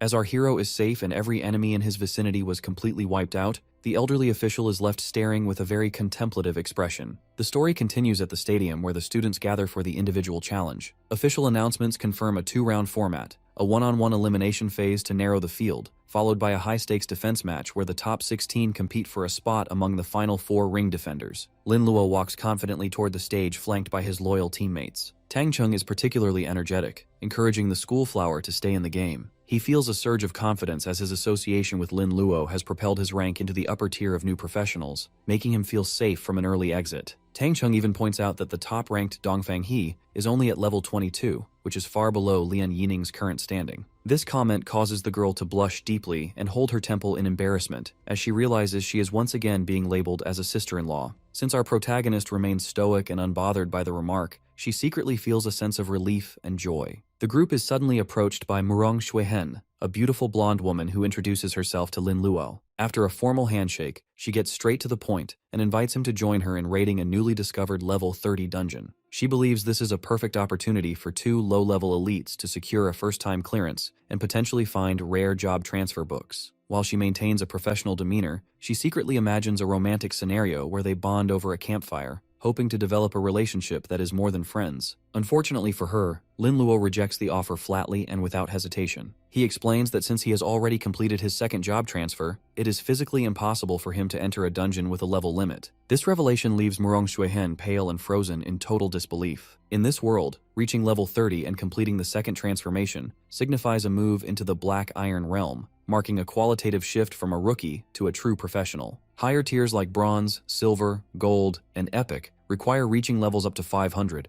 and the fact that the boy has achieved his second form before the exams have even concluded is a feat that has never happened before. The tension escalates when Dongfang. He stomps onto the scene shouting that Lin Luo humiliated him by causing his pet dragon to urinate in public. He aggressively accuses our hero of trying to seduce his fiancée, but Murong Xuehen quickly shuts him down, clarifying that her family never agreed to any marriage proposal. Dongfeng he remains arrogant, insisting that no one else is worthy of her. Soon after, Yang Haoran joins the confrontation, getting right in our protagonist's face. He dismisses Lin Luo's team victory as the result of despicable tricks and vows to make him kneel in front of Lian Yining during the arena match. Our hero looks back with a bored expression, casually labeling the boy as a pestering fly and promising to help the school flower by removing the pest. As the tournament brackets light up on the screens, the candidates are ordered to their respective arenas. Dongfeng issues a final threat of a slow and painful defeat, while a worried Lian Yining offers to have her father intervene. Lin Luo tells her to trust him, privately vowing to completely destroy the Dragon Rider for his continued presumptuous behavior. The first match in the main arena features the D-level priest against a B-level heavy hammer warrior named Zhang Qi. As the muscular warrior prepares his massive stone hammer, he reveals his grudge, claiming he was forced out of the trial tower early as a result of the priest. Zhang Qi assumes he can end the fight quickly by overwhelming a fragile support class before any poisonous mist can spread. However, as he swings his hammer, his face suddenly turns blue. Lin Luo stands calmly as he activates a diarrhea mutation silently. He mocks the warrior for stopping his attack, and Zhang Qi soon collapses in intense pain, unable to control his biological urges. The scene turns horrific as Zhang Qi begins to vomit green gas, creating a stench so foul that Tang Cheng and the other students are forced to cover their noses. The onlookers are terrified, comparing the smell to the dragon's earlier accident and realizing how dangerous the priest's skills truly are. The referee, looking nauseous and holding his nose, officially declares Lin Luo the winner as the warrior has lost all ability to fight. He urgently calls for the cleaning staff to handle the mess before he loses his own composure. Next match begins with Lin Luo facing off against a B-rank opponent named Qingfeng Yiqiu. As soon as the signal is given,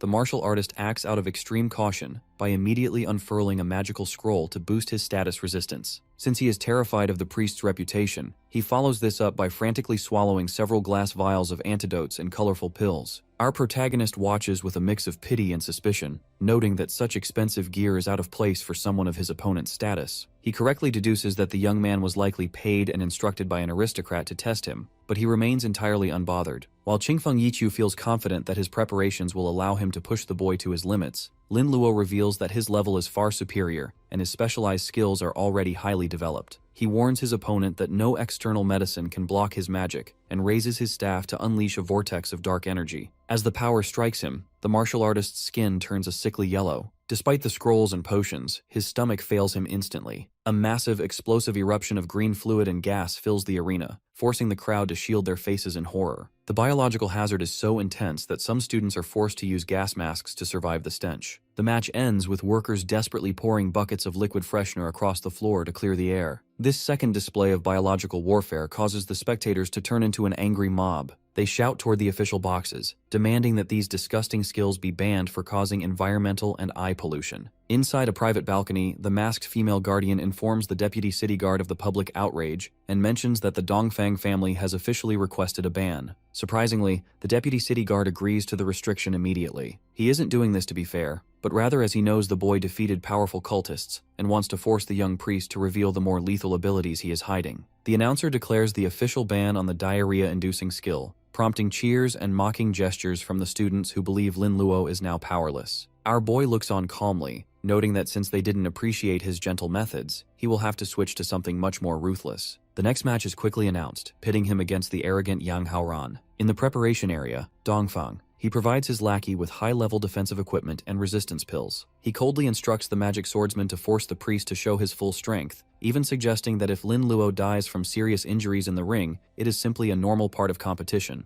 Dongfang, he admits to his teammates that he views Yang Haoran as nothing more than a disposable stone to test the waters. Back in the ring, Yang Haoran lunges forward with a massive sword wreathed in flames. He mocks the priest, claiming that without his one-band trick, a support class is nothing against an A-rank magic swordsman. He unleashes a colossal wave of fire that consumes the center of the arena, yet our protagonist remains perfectly unharmed behind a blue barrier. Feeling frustrated, the swordsman switches his stance to combine ice and fire, creating a massive elemental explosion that slams into his target. The crowd is impressed by this dual elemental display, assuming a priest could never defend against such power. Luckily, the magical smoke clears to show Lin Luo completely untouched. He tells a stunned Yang Haoran that it is finally his turn for a beating, and expands a ritual circle beneath him. At first, the swordsman thinks his equipment saved him given that nothing seems to happen. However, his face suddenly twists as an unbearable sensation takes hold. He drops his sword and begins frantically scratching at his legs and groin, screaming that it itches like crazy. Lin Luo looks down with a judgmental gaze, informing his opponent that this is just one of his many specialized skills. He raises his staff, which is now wreathed in a sinister flame,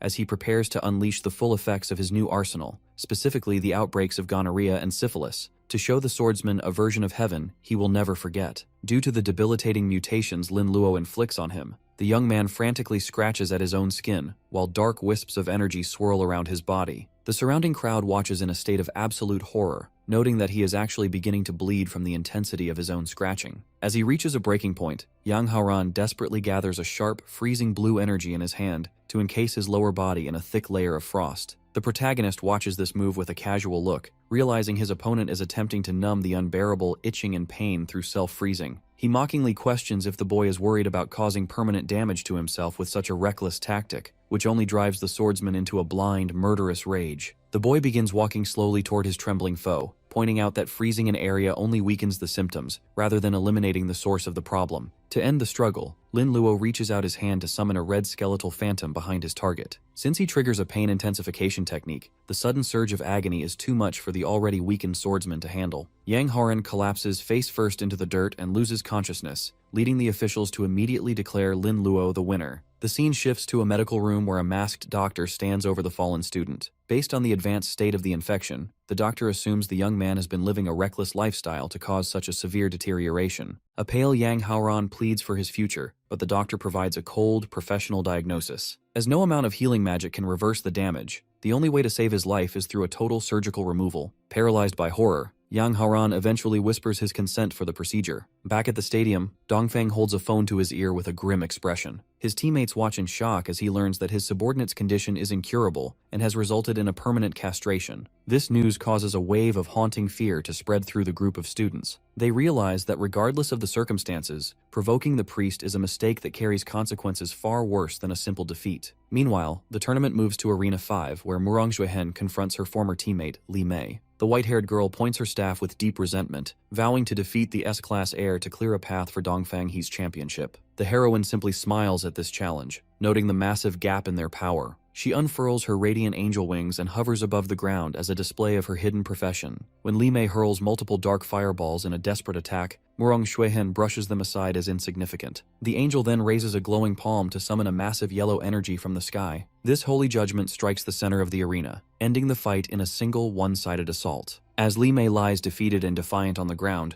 Murong Xuehen's eyes begin to glow with an intense yellow aura. Given that she possesses her holy light compulsion skill, she is able to turn her opponent into a submissive follower. The defeated girl's expression goes blank as she accepts her new master's orders to provide a complete breakdown of Dongfang He's secrets. Murong Xuehen calculates that with the power difference between them, she will have 72 hours of absolute loyalty to gather the intelligence she needs. A large display board soon updates to reveal the final 4 candidates of the competition: Murong Xuehen, Lin Luo, Dongfang He, and Pan Chen. With the first round concluded, the announcer calls for the second phase to begin. This part of the trial requires the top 4 to defend their respective arenas against the other 8 challengers. While the other rings begin to bustle with activity, Lin Luo stands alone in the center of an empty arena. wondering why not a single person is brave enough to step forward and challenge him. Since his previous methods appeared so brutal, a group of students in the stands shouts and gestures angrily, claiming his skills are too dangerous and should be banned. Linluo remains thoughtful and simply ignores the noise, privately realizing that the crowd is likely reacting to the permanent injury he inflicted on Yang Haoran. He concludes that his previous opponent was simply too fragile to handle the abuse of his mutated magic. Luckily, the shouting is interrupted when a new challenger named Fang Yuan steps into the arena. This young man identifies himself as an A-class forbidden spell mage and declares he is not afraid of the priest's perverted attacks as he can block them out. Fang Yuan immediately assumes a casting stance, surrounding himself with multiple rotating magical barriers and circles. He claims to be invincible within a 3-inch radius by using a technique to empty his senses and resist everything. This leads to the manifestation of an earth prison, which creates a massive vortex of energy and rocks that traps Linluo in the center of the ring. Our boy remains standing behind his own barrier, watching the mage with a bored expression. Due to Fang Yuan stacking so many defensive shields while attacking from a distance, the young priest mocks him for being terrified. The mage continues to strain as he channels more power, insisting that a forbidden spellcaster could never be afraid of a mere support class. He raises his hands to summon a massive web of lightning that strikes down toward the dome protecting our hero. The onlookers watch in awe, noting that Fang Yuan is releasing 3 high-level moves at once, including defense, control, and attack. Strangely, the lightning crashes harmlessly against Linluo's penicillin antibody shield. While the audience worries he might be struck, our protagonist stands tall and decides it is finally time to make his move and show the difference in their levels. He notes that a level 20 mage has no hope of breaking the defense of someone much stronger. As Fang Yuan attempts to cast a 5-element spell, his expression suddenly turns blank. With the Alzheimer's mutation, he completely forgets the sequence of his magic. This opening allows the penicillin elf to appear above the mage and trigger a skin explosion. A massive blast of green energy tears through Fang Yuan's position, leaving the audience in total confusion as their favorite suddenly explodes. Linluo stands over the charred and smoking body of his opponent, jokingly asking why he fell down before the fight even truly started. Although the mage tries to struggle back to his feet and considers using a forbidden skill with a heavy price, the weight of the situation eventually forces him to reconsider. He looks at the fate of Yang Haoran and decides that his life is more important than a game. Fang Yuan drops his head and raises a hand in surrender, officially yielding the match. Following this victory, no one else is brave enough to challenge Linluo, allowing him to easily defend his title until the end of the round.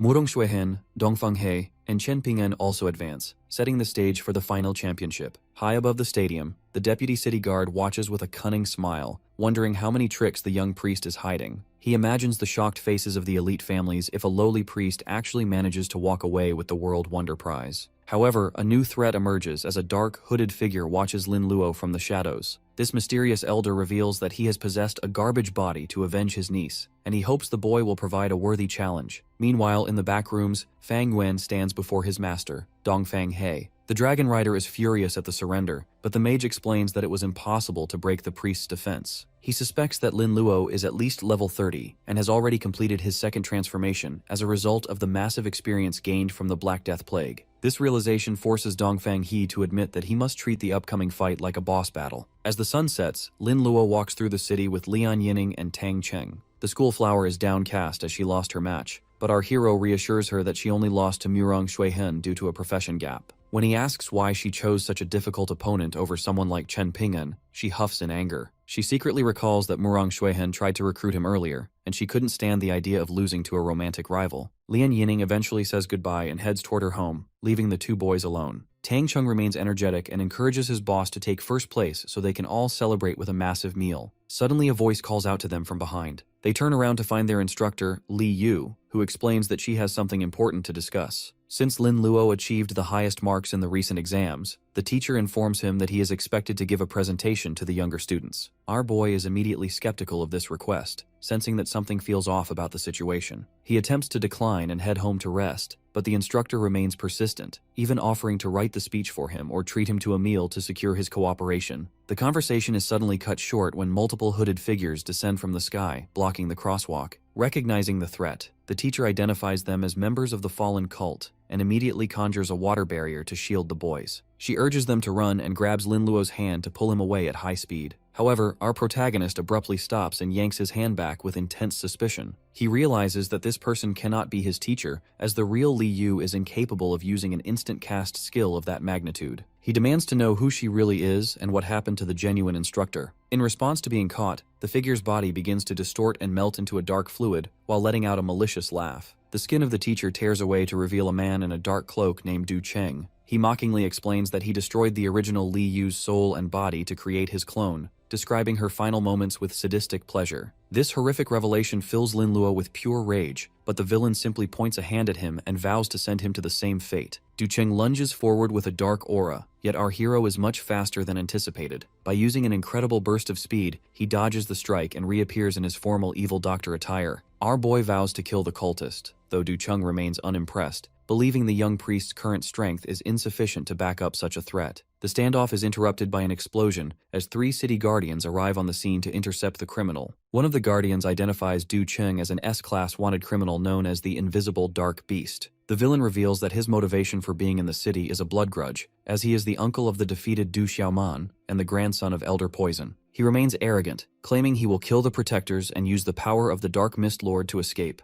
One of the guardians asks Lin Luo for tactical details regarding his digestive debuff skills. Our protagonist observes the other well-known fallen members nearby and realizes the situation is unfavorable. He informs the guardian that his current abilities are single target only. The guardian instructs the boy to match her movements and control whoever is struck by his physical attacks. Lin Luo readies his staff, realizing that with the assistance of a proper combat class, he can utilize his mutated magic more effectively. The group leaps into the air to begin the counterattack. When a guardian strikes a fallen member with his sword, Lin Luo follows up with his energy. The targeted cultist is immediately overcome by intense internal agony, feeling as though his stomach is about to burst. Another enemy is hit and realizes with frustration that our boy's casting range is much longer than they had prepared for. While the guardians praise the young priest for his support, Du Cheng becomes enraged and insists that they have brought their own countermeasures. Suddenly, a massive horned elemental titan made of rock and earth rises. Lin Luo analyzes the battlefield and identifies the new threat as an elementalist. He realizes that since these enemies can turn their bodies into pure elements, they lack a functional digestive system, making his diarrhea-based mutations completely useless. Looking at the 3 monsters of ice, fire, and rock, our hero recognizes that these specific fallen were handpicked specifically to neutralize his known skills. He stands his ground, realizing he can no longer help his allies using his typical methods. Du Cheng crouches low on the pavement in a feral stance, glaring at Lin Luo with a predatory grin while boasting that he is prepared specifically for this encounter. To back up his words, his body undergoes a monstrous bone-cracking transformation. He grows in size and sprouts purple fur, turning into a wolf-like nighthound. The beast lunges across the alleyway with explosive speed, claiming that the priest's weird tricks are now useless. Our boy manages to dodge the attack at the last second, shouting a warning to his friend. As a result of the sheer pressure of the lunge, Tang Cheng is sent tumbling back and lands hard on the ground. Realizing he is outmatched, the panicked knight watches from a distance and urges our protagonist to be careful. Seizing the opening, the wind elemental giant swings a massive bandaged fist at our hero. Since the strike is too wide to evade, Lin Luo is forced to take the hit. Luckily, a crystalline dome known as the Cold Resistance Antibody Shield erupts around him to absorb the impact. Inside the translucent shield, the young priest breathes heavily amidst dust. Although the barrier held, he realizes the shock of the energy still reached his body. The giant mocks him, believing their countermeasures have rendered the boy helpless. Lin Luo remains undeterred, standing tall as a demonic red silhouette of the evil doctor manifests behind him. He explains that what they saw before was only a fraction of his true power. He produces a small red scalpel, which the giant dismissively compares to a toothpick. Lin Luo ignores the taunt and initiates a non-responsible surgery. As he strikes, energy lines wrap around the giant, triggering a random disability mutation. Due to this, the giant's left hand is cleanly severed and dissolves into air, leaving both the monster and the nighthound in total disbelief. Lin Luo then leaps into the air, using his blood wings to hover above the crater. He zips around the giant with incredible speed while his scalpel flashes, officially starting the real surgery. As black energy rings and mutations distort the giant's body, the monster screams in confusion as its nose has suddenly grown on its wrist. Through a combination of random deformity and organ transplants, the giant is transformed into a tangled, incapacitated mess of bandages. Our boy lands gracefully and looks back at his handiwork, mocking the giant as his first patient. Du Cheng approaches to examine his ally,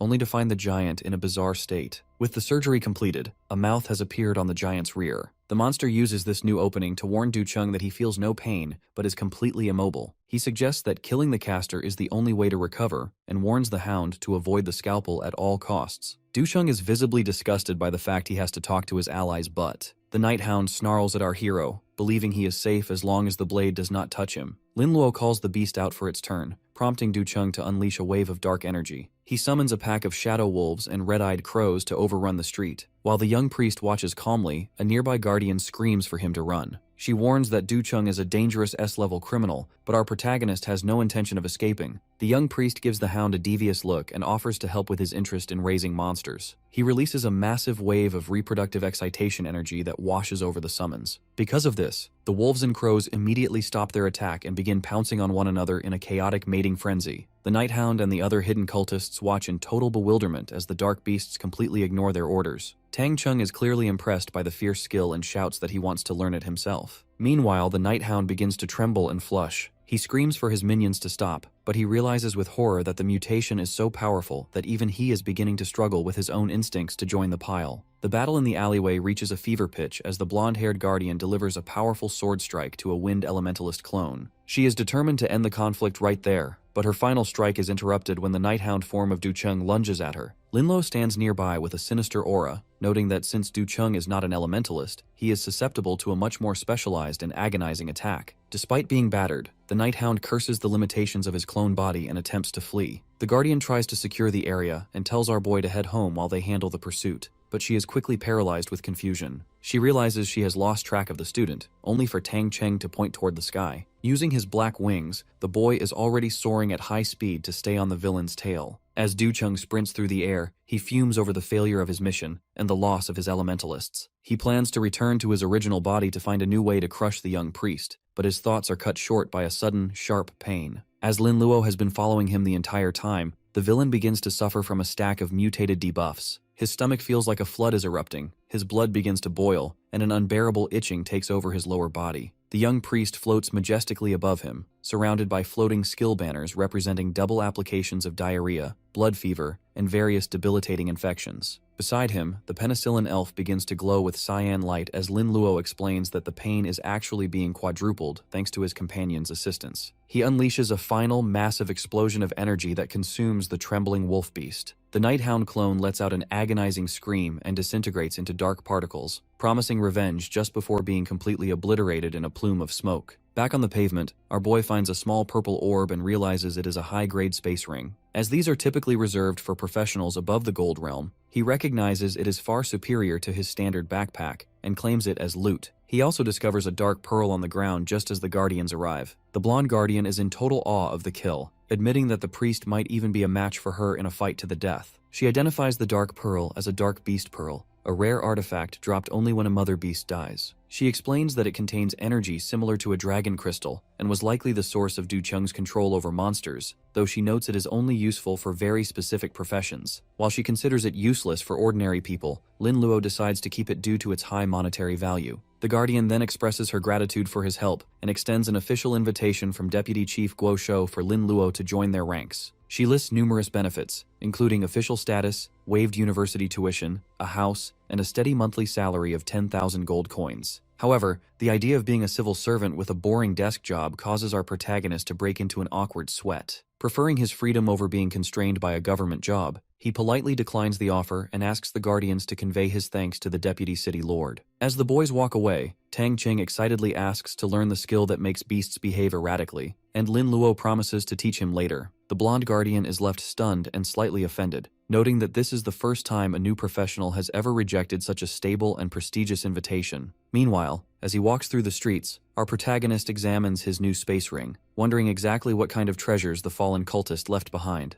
Late at night, the Deputy City Lord and a blonde Guardian discuss their disbelief over Lin Luo's victory against the notorious Du Cheng. The Guardian admits that our protagonist's biological mutations and the Black Death Plague he unleashed in the tower were terrifying even to her. Unfortunately, despite her best efforts to recruit such a powerful talent, the boy refused the offer to join the Guardians. This refusal causes the Deputy City Guard to look up and question the reason behind such a choice. The Guardian explains that he claimed to value his freedom and disliked the restrictions of official service. However, she suspects the real reason is his perceived backing from the Lian family, especially since it is public knowledge that the daughter of that household is extremely close to him. The Deputy City Guard turns his head with a skeptical look, declaring it impossible for the Lian family to choose Lin Luo. He notes that they have a long-standing alliance with Nine Snake Island, one of the 7 emperors of the deep sea. Due to this high-stakes political connection, the Guardian asks if the head of the family, Lian Zheng, might have recognized our boy's potential and abandoned his deep sea allies to side with him. The deputy city guard dismisses this theory immediately, explaining that the Lian family's marriage alliances are calculated moves with specific purposes. He predicts that as a result of Lin Luo's defiant temper, the boy will likely clash with the Lian family sooner or later. As for the refusal of their invitation, he attributes it to a simple prejudice against the Guardians. He explains that their duty is to maintain national order, which often offends the interests of powerful families. As these big families only care about themselves, they use their control over the media to spread negative information about the Guardians. This leads many professionals to see them as a limit on freedom,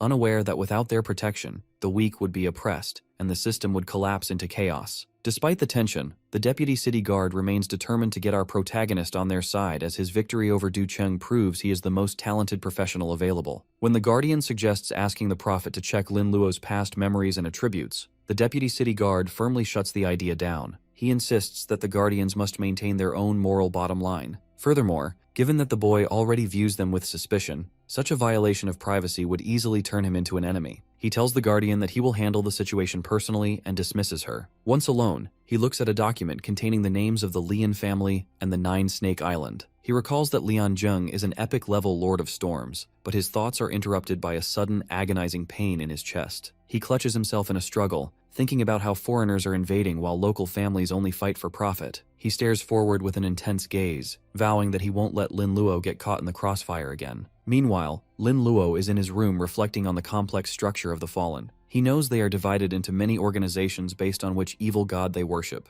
with the Night Watch being one of the most powerful. Realizing he has started a never-ending battle by killing their members, he decides that thinking too far ahead is useless. He concludes that his only priority right now is becoming as strong as possible. He picks up the golden space ring he looted from Du Cheng and decides to see what is inside. With several gold cards flying out, he realizes he is now filthy rich, as these are anonymous cards from the Adventurers Guild containing 1 million coins each. He continues to sift through the loot, finding dozens of orbs filled with rare materials like colorful python scales and jade dragon horns. Many of these top-quality goods are materials he hasn't even heard of before. Among the treasures, he notices a bone-like Sumeru mask. The item description indicates it was made by a master of formations, but requires the user to wear it to understand its function. Our boy remains cautious, fearing that putting it on rashly might cause a dangerous mutation, so he decides to set it aside. Instead, he focuses on a black and red scroll for a skill called Bewitching. This psychic ability allows a user to control an opponent for a short time based on the gap in their mental energy. As soon as he learns the skill, it triggers a mutation into Stockholm Self-Deception Syndrome. This bizarre ability has a low probability of causing a target to become obsessed with the master, leading them to self-tame and become a compelled servant or slave. Lin Luo finds the mutation weird and slightly disturbing, recalling the mental illness from his previous life. He hopes the skill will be useful for the next day's tournament while wondering what kind of world wonder he might win for taking first place. The story moves to the stadium the next day, where the sea of students has gathered to watch the 4 strongest professionals compete in the semifinals. Tang Sheng runs toward our protagonist in a frantic state as he cannot find Lian Yining anywhere. Lin Luo checks his phone and sees that he hasn't received any calls or texts back from her. While Tang Cheng worries about a kidnapping, Lin Luo dismisses the idea as courting death given the power of her family. He decides to message her aunt, Lian Qingper, but his investigation is interrupted by an announcement calling the contestants to the stage. Lin Luo walks onto the arena floor for his match against the Dragon Knight, Dongfang He. The crowd immediately notices that the massive red dragon across from him looks much larger and more menacing than it did during the earlier accident. Some students suspect that as the pet is bound for life, Dongfang He must have used his family's wealth to stuff the creature with expensive supplements. In the VIP booth, the deputy city guard observes that the Dongfang family is desperate for a win. His assistant, the blonde guardian, notes that the audience is mostly focused on Lin Luo as he is a rare commoner who has fought his way to the top. A group of fans in the stands screams for our hero to kill his opponent, hoping for another embarrassing display from the dragon. This excitement is contrasted by a serious update for the deputy city guard. The blonde guardian informs him that the head of the Lian family has suddenly left the city for an unknown destination in the deep sea. The deputy city guard stands, realizing that Lian Zheng is finally making his move. Years ago, Lian Zheng reached the Epic Realm and became the Storm Lord by stealing a legendary job transfer item from Storm Island. Because only 2 people hold this title, he must eventually kill and devour the Master of Storm Island to ascend to the rank of Storm King. To achieve this, he is fleeing the country and using his daughter as a political pawn to secure an alliance with Nine Snake Island. The deputy city guard is skeptical of Lian Zheng's loyalty and realizes that the man's obsession with power makes him completely indifferent to our protagonist's potential. Luckily, the deputy city guard has intervened to protect our boy's interests. He successfully maneuvered to bring the young master of Nine Snake Island into the Dragon Empire as a proxy, effectively blocking the planned marriage alliance. This calculated move ensures that Lian Yining won't be easily traded away, as the deputy city guard believes Lin Luo is worth the investment and refuses to let a father exploit his own daughter. The focus shifts to the stadium where the red dragon lets out a roar that shakes the arena. Lin Luo stands opposite Dongfang He and mocks the dragon rider, asking if he wants to repeat the embarrassing public accident from their last encounter. The young master struggles to hold his pet back, promising the beast it can bite the priest to death once the match officially begins. In the stands, a group notes that the dragon clearly remembers the humiliation of the previous incident. One female wonders if there will be surprises, while the patriarch watches with a bad feeling, acknowledging that Lin Luo is consistently unpredictable. The referee signals the start of the match, and the dragon immediately lunges toward its target. Our boy is ready and swings his staff to release a wave of mental confusion energy. As this power ripples through both the rider and the beast, Dongfang, he becomes completely disoriented with vacant eyes. Our hero moves with incredible speed while the dragon rider is confused, leading to a disastrous mistake. Instead of hitting Lin Luo, Dongfang he delivers a strike directly into the snout of his own pet. Blood sprays across the ring as the dragon shrieks in pain, leaving the audience in a state of absolute shock. Onlookers realize the young master was trapped in an illusion that made his own dragon look like the enemy, Dongfang. He panics and tries to apologize, but the dragon glares at him with lethal intent. Seeing the contract seal on the beast's forehead beginning to crack, the young master realizes he is on the verge of losing his pet forever. To prevent the mark from shattering, he decides he must end the fight immediately using his family's greatest resources. Dongfang he powers up and equips a set of ornate gold and red Dragon Knight armor. He boasts that even if Lin Luo has reached level 30, he cannot overcome the gap in their family backgrounds. Spectators are stunned by the expensive equipment, noting its extremely high attributes and resistances. Lin Luo remains bored and decides to test if the boy's gear is truly a match for his raw level. The Dragon Knight charges with a flaming weapon, Dongfang. He laughs manically, claiming that he took a massive amount of antivirus pills and vaccinations to ensure the priest's dirty tricks won't work on him. However, his confidence turns to confusion as Lin Luo continues to weave around every attack. The young master cannot understand how a priest can be more agile than a combat class, yet our hero simply leaves multiple afterimages in his wake. The group in Dongfang family booth is stunned by this display of speed, but the patriarch assumes the boy must be overdrawing his strength using a temporary burst skill. Suddenly, Dongfang he freezes in place as petals fall around the arena. Our boy reappears behind his opponent and notes that while the vaccinations might block some infections, there is no vaccine for his reproductive excitation skill. He tells the young master to enjoy the pleasure as the mutation takes hold. Dongfang. His face turns into a dazed, blushing mask with a wide, eerie smile. In his mind, he sees a vision of a gorgeous humanoid female dragon with red hair and soft scales. Driven by this hallucination, the young master lunges at the neck of his actual red dragon, hugging it tightly and calling it a beauty. The stadium falls into a horrified, nauseous silence as the students watch Dongfang.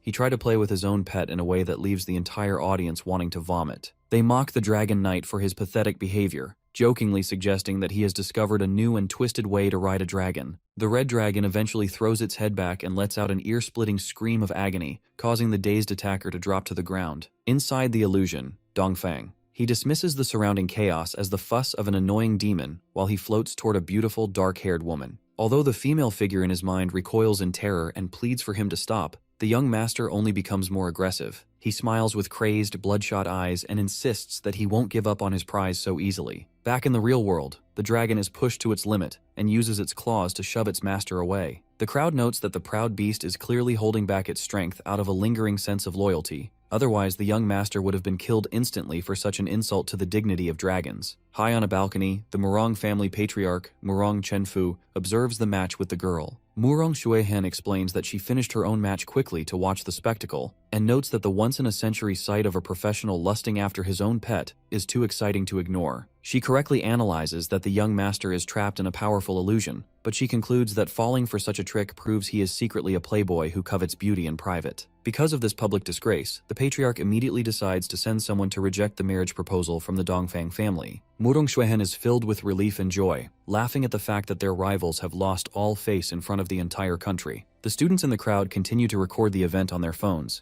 eager to keep the footage of the heir's humiliation for the rest of their lives. Inside the Dongfang family booth, Patriarch Dongfang Daizong is screaming in a blind rage while his assistants try to hold him back. Although the assistant suggests admitting defeat to save what little reputation they have left, the Patriarch refuses. He realizes the scandal is already being broadcast nationwide, so he believes their only hope is for his son to win first place and use a media campaign to bury the disgrace. A female proposes a solution by casting a spell, but the Patriarch warns her not to target Lin Luo directly to avoid trouble with the deputy city guard. Instead, the female decides to cast a spell on Dongfang He to wake him from the nightmare. While she prepares the ritual, the Patriarch notes that our protagonist is foolishly focusing his attacks on the dragon instead of the defenseless master. He hopes the pet can hold out long enough for the illusion to break so they can still win. Our hero continues to unleash a barrage of skin explosions, causing red to pulse around the dragon's body. Lin Luo analyzes the creature's high health and resistance, noting that it is an impressive beast for such a young age. He secretly feels a glint of greed and wishes he could claim the dragon for himself, but he finds it frustrating that his Stockholm self-deception syndrome refuses to trigger due to its low probability. He decides to fight a little longer before resorting to more ruthless tactics to end the stalemate. Meanwhile, the hallucination reaches a peak of aggression. Dongfang, he begins to scream at the cowering woman in his mind, claiming his patience has run out and that no one can stop him from having her. He raises his weapon with a burst of red energy and swings down with everything he has. In reality, the young master plunges his sword directly into the dragon's backside. A geyser of blood splatters across the floor, leaving the crowd in absolute horror as they realize he has stabbed his own pet in the most humiliating way possible. The dragon releases a final, agonizing roar toward the sky just as the female in the booth triggers her curse-breaking spell. The illusion finally shatters, and Dongfang, he stands in the center of the ring with a bruised face and wide, confused eyes. He looks around for the beauty from his dreams, only to find a bleeding dragon staring down at him with murderous rage. As he realizes the horrific truth of what he has done, the young master begins to tremble and sweat in terror. He breaks into tears and desperately tries to explain that it was all a misunderstanding, hoping to survive the wrath of his own companion. Due to the severe physical and emotional trauma inflicted during the battle, the red dragon pet finally snaps and breaks its contract seal. The beast lets out a sky-shaking roar before taking flight and abandoning the arena entirely. This leaves a devastated Dongfang. He reaching toward the clouds in despair, desperately ordering his pet to return as Lin Luo stands calmly in the distance. In the observation balcony, the elders of the Dongfang family descend into a state of pure panic. They realize that losing a dragon, which serves as a 1,000-year guardian and the key to their success, is a catastrophic blow to their lineage. Since the match is effectively over and their priority has shifted to salvaging their assets, the family patriarch leads a hurried retreat to pursue the escaping creature. From their own vantage point, the blonde guardian and the deputy city guard observe this sudden departure. While the assistant assumes the family has simply surrendered the tournament prize, the deputy city guard explains that a young dragon is far more valuable than a broken artifact. He recognizes that the escape has rendered the dragon ownerless, providing a unique opportunity for anyone to intervene. As a result, he issues an immediate order for all guardians to mobilize and locate the beast. The news of the dragon's flight also reaches a group of hooded fallen cultists stationed outside the stadium. A female member with pale hair realizes that obtaining the dragon's crystal would allow her to reach a higher level of power. Driven by this ambition, she commands her subordinates to find the dragon before any other faction can claim it. Back on the arena floor, a scorched and bruised Dongfang. He gasps for air while blaming the young priest for the loss of his pet. Our protagonist remains characteristically indifferent to the yelling, noting that he has no personal debt to the angry young master. This lack of remorse causes Dongfang He to snap completely, leaping into the air to launch a desperate red energy strike. The attack shatters the ground but fails to penetrate the crystalline barrier protecting our hero. The display of futility draws mockery from the students in the stands, who begin to gossip about the young master's bizarre behavior toward his pet. As a collection of judgmental thoughts from the crowd swirls around him, Dongfang, he is pushed into a blind rage. He activates a powerful golden thunder technique and slams his weapon down, creating a colossal explosion that consumes the ring. Once the smoke clears, Lin Luo is revealed to be perfectly safe inside an ice diamond barrier. The sight of a support class blocking a full power strike head-on leaves the Dragon Rider in a state of wide-eyed horror. Our hero decides he is in too much of a hurry to continue playing around and prepares to end the fight quickly. He produces a small blue scalpel, which triggers laughter and confusion among the spectators who find the tiny tool ridiculous for a professional weapon. Even Dongfang, he laughs hysterically, assuming the blade is just a joke, warning his foe that he will soon forget how to laugh. He passes through the young master's guard in a flash, leaving only a faint red mark on his chest. Given that the strike seemed to have no immediate effect, Dongfang he initially believes it was a bluff. However, as the young priest walks away, he congratulates his opponent on opening a door to a new world. A magical aura suddenly envelops the young master, triggering a random degeneration mutation that results in an instantaneous sex change. The crowd is stunned to see a beautiful woman standing where the heir once was. While the spectators realize the scalpel is actually a tool for horrific anatomical manipulation, the now female Dongfang he collapses to her knees in a high-pitched panic. Our boy explains with a clinical tone that the sudden weakness is due to the target failing to adapt to a completely new body structure. He mocks her further by mentioning the upcoming monthly cycles she will have to endure before advising her to surrender. The female Dongfang. He coughs up blood and loses consciousness, leading the officials to declare Lin Luo the victor of the match. Following this victory, the final match is set between our hero and Murong Xuehen. However, after witnessing the terrifying and unpredictable nature of the priest's skills, the Murong family patriarch decides it is not worth the risk to fight. Murong Xuehen looks away with a troubled expression and officially yields the match, making Lin Luo the champion of the individual competition. Amidst the victory, the young priest appears distracted while checking his phone. He informs Tang Cheng that he has received an urgent message from Lian Yining's aunt regarding the school flower's whereabouts. Since the announcement of the forfeit means he no longer has to wait for a final battle, he leaves the stadium immediately, trusting Tang Cheng to handle the remaining formalities of the award ceremony. Murong Xuehen and her team regroup at a courtyard to discuss their sudden withdrawal. Her assistant is visibly confused and questions why they would abandon the chance to win a world wonder,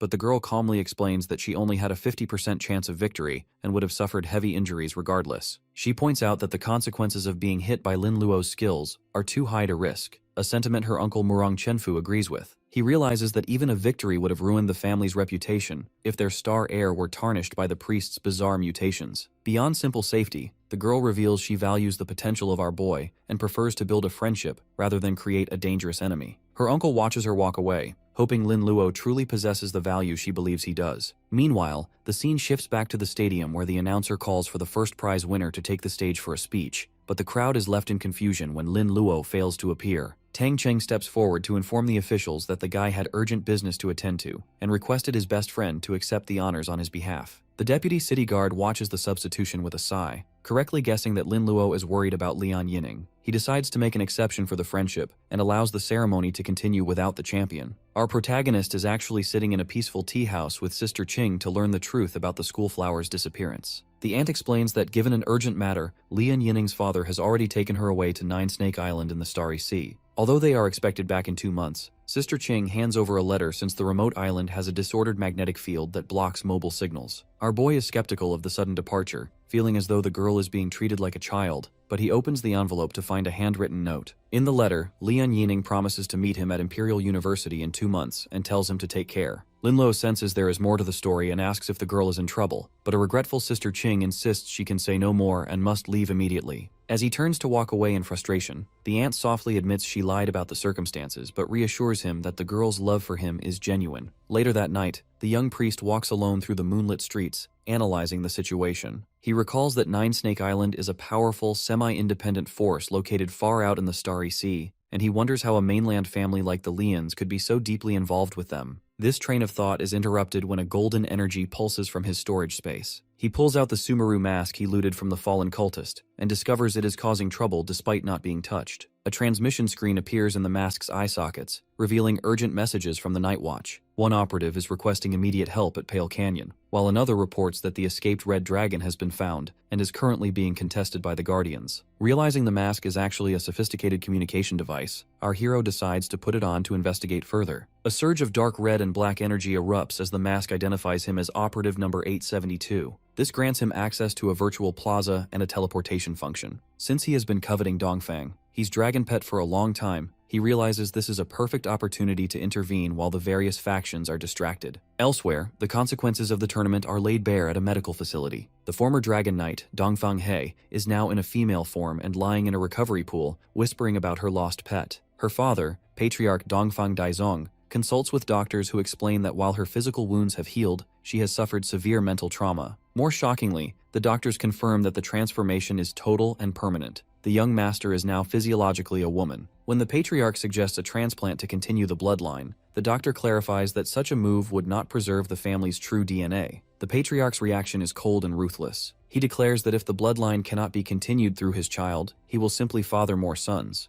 He dismisses the now female Dongfang He as a tool for a strategic marriage alliance, suggesting that some aristocrat will surely be interested in her unique situation. The girl sits up in her bed and screams in a terrified fury, refusing to accept her new life or the prospect of marrying a man. Her father remains unforgiving, reminding her that she is nothing without the dragon pet the family raised for her. He uses his magic to bind her, ordering his staff to keep a close eye on her so she can be squeezed for her remaining political value. This grim moment is interrupted when an assistant arrives with news that the dragon pet has been located in Pale Canyon, where a battle is raging between the Night Watch and the Guardians. The patriarch immediately orders a full-scale deployment to retrieve the beast at any cost. As the family leaves to join the hunt, the female Dongfang He sits in her bonds, gritting her teeth in despair. She realizes the cruelty of her family means she will be discarded unless she can reclaim her power. Driven by a desperate need for survival, she vows to make the dragon recognize her as its master once again to turn the tables on those who would use her. Meanwhile, Linluo arrives in a desolate canyon through a portal, disguised by a horned mask that earns him immediate respect as a high-ranking senior. Realizing the mask provides a powerful cover, he maintains his composure and demands a report. The subordinates reveal they are battling the Guardians under orders to recapture the young dragon, but the mission has stalled due to the heavy resistance. Our hero begins walking calmly toward the sounds of the struggle to investigate for himself. He soon arrives at a crater where the red dragon is pinned to the ground by heavy iron chains and trapped beneath an energy dome. The area has become a chaotic battlefield filled with a violent clash between the Night Watchmen and the Guardians. Linluo hides behind some foliage to observe the three-way struggle, noting that the intensity of the fight is a direct result of the dragon being an ownerless prize. While scanning the combatants, his gaze shifts as he spots a familiar face among the Guardians, identifying the blonde officer Zhao Qicheng in the thick of the fray. Zhao Qicheng is currently locked in a fierce duel with a silver-haired Night Watchman elder named Chai Feng. The elder mocks the Guardian for trying to snatch the beast, insisting that her organization found it first. To end the argument, Chai Feng unleashes a flame dragon claw that slams into the blonde officer that sends her reeling. Zhao Qicheng is left slumped on the ground, wounded and panting, while the elder stands over her with cold contempt. She points out that they were equals 5 years ago, but claims she has become useless because her status as a guardian forces her to protect the weak. Chai Feng attempts to recruit his former rival, urging her to join the Night Watch and abandon her sense of order to find true success. Luckily, the officer remains undeterred and looks up with eyes burning with fierce defiance. She argues that strength without a purpose makes a person nothing more than a living corpse, even if that purpose is what holds her back. This rejection turns the elder's expression murderous, and she ignites dark flames in her palm. She fires a concentrated blast of dark energy containing a magical spearhead directly at the defenseless woman to end her life. Suddenly, an arrow from above intercepts the attack mid-air that leaves Chai Feng looking up in surprise. Dongfang Daizong stands nearby, having arrived with his own forces to reclaim what he considers the Dongfang family property. The elder mocks this claim, insisting that an ownerless creature belongs to whoever is strong enough to grab it first. As Zhao Qicheng shouts for her not to ignore her, Chai Feng leaps back into the fray and unleashes an elemental explosion. This massive wave of energy blasts back the Guardians and the Dongfang professionals simultaneously, while the elder laughs at their collective weakness. Watching from the shadows, Linluo analyzes the elder's power. He realizes that Flame Dragon is incredibly formidable for maintaining the upper hand while being outnumbered. This observation makes him realize that if his previous opponent, Du Cheng, had been in his prime, the outcome would have been fatal. Our protagonist remains perfectly still, deciding that it is best to wait for an optimal moment to intervene rather than making a dangerous, sudden move. In the center of the crater, Chai Feng continues to hold off the crowd while barking orders to her subordinates to focus on controlling the dragon. The Guardians and Dongfang family members decide to launch a coordinated attack, believing that if they can kill the flame dragon, the rest of the Night Watch will crumble. Despite the pressure, the subordinates tighten the iron chains around the beast, causing electricity to surge across its body. The dragon roars toward the sky in absolute pain,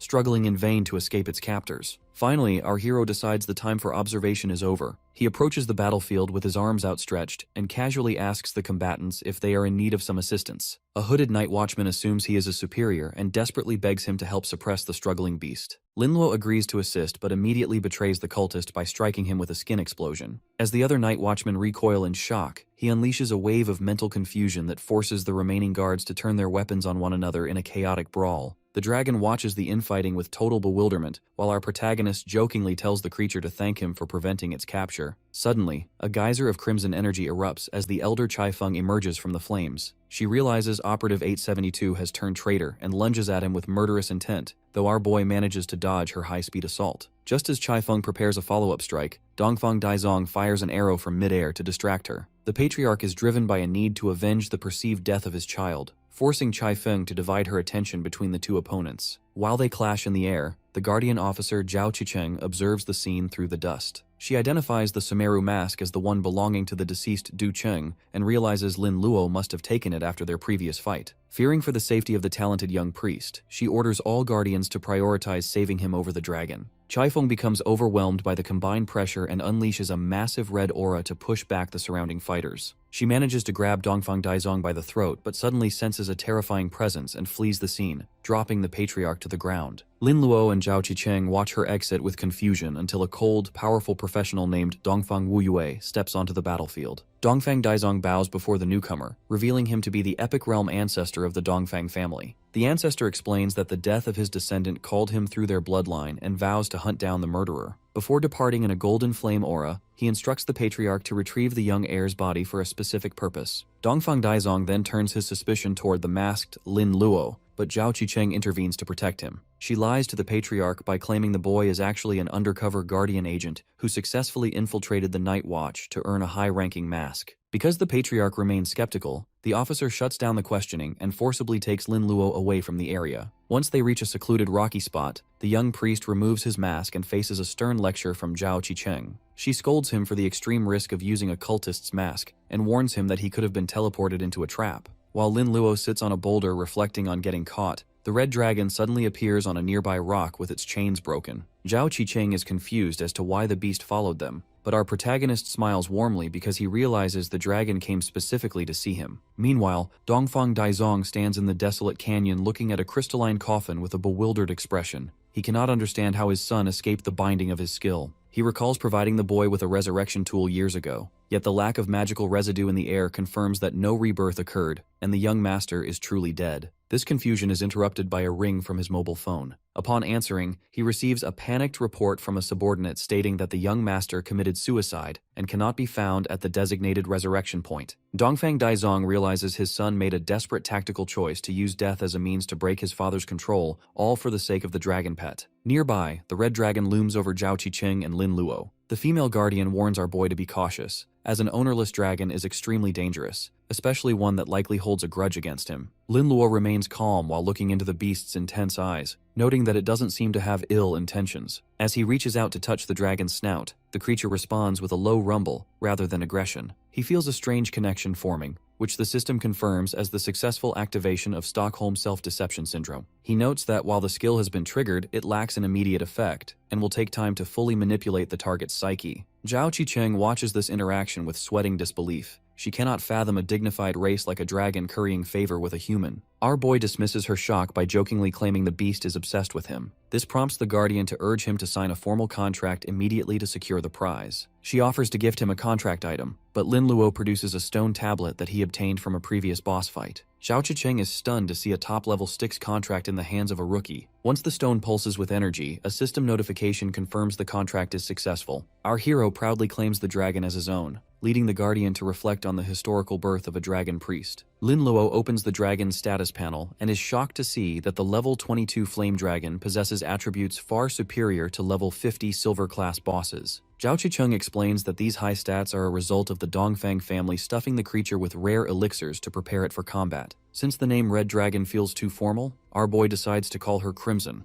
The dragon purrs in agreement, allowing him to leap onto her back. While he prepares to fly, Zhao Qicheng calls the deputy city guard to report that the dragon has officially made a contract with Lin Luo. In an office, the deputy city guard shouts in astonishment upon hearing that the dragon is now being mounted by Lin Luo. After confirming the details, he realizes the situation has become a long-term strategic problem, for the Dongfang family will do anything to recover their lost asset. Zhao Qicheng points out that Lin Luo lacks a special pet space to hide the dragon, meaning they will be discovered if they return to the city openly. As a result, the deputy city guard instructs her to take the boy and the beast to a remote base in the Black Steel Mountains for temporary housing. The scene shifts to a hall where the epic professional Dongfang Wuyue stands before a trembling Dongfang Daizong. The ancestor is snarling with disgust as the killer escaped and the family has suffered a massive humiliation. When the patriarch attempts to offer comfort by promising to continue the bloodline, the ancestor master dismisses him, claiming he can handle that himself. His primary concern is the lost dragon, and he calculates that, given its young age, they can recapture and tame it. He orders the patriarch to use the young master's corpse to activate a secret search method to gain the upper hand in the hunt. In a desolate landscape, a wounded and bloodied Chai Feng curses the Dongfang family and the traitorous operative 872. A shadowy silhouette representing the Lord of the Dark Mist appears behind her, revealing that he saved her from certain death. The entity demands immediate repayment for his kindness, but the white-haired woman questions her own worth now that she is a cripple. The shadow offers her the arm of a dragonborn to replace her lost limb, promising it will grow stronger than her original. In exchange, he requires her to become his spokesperson within the Night Watch and travel outside the territory to retrieve a specific object. Chai Feng accepts the deal, officially becoming a follower of the Dark Lord. Finally, Lin Luo returns to his room looking tired but satisfied. He reflects on his journey back, noting that he ran into Tang Cheng and collected the prize his friend picked up for him. He holds a large stone box with an excited smile. He prepares to open the container, eager to finally see the world's wonder hidden inside. A light erupts from within, forcing him to shield his eyes as he cries out in surprise. As the radiance fades, a soft teal creature with black eyes is revealed. Lin Luo stares in bewilderment, noting that the prize looks like a slime or jelly. A status screen identifies the object as a world's wonder,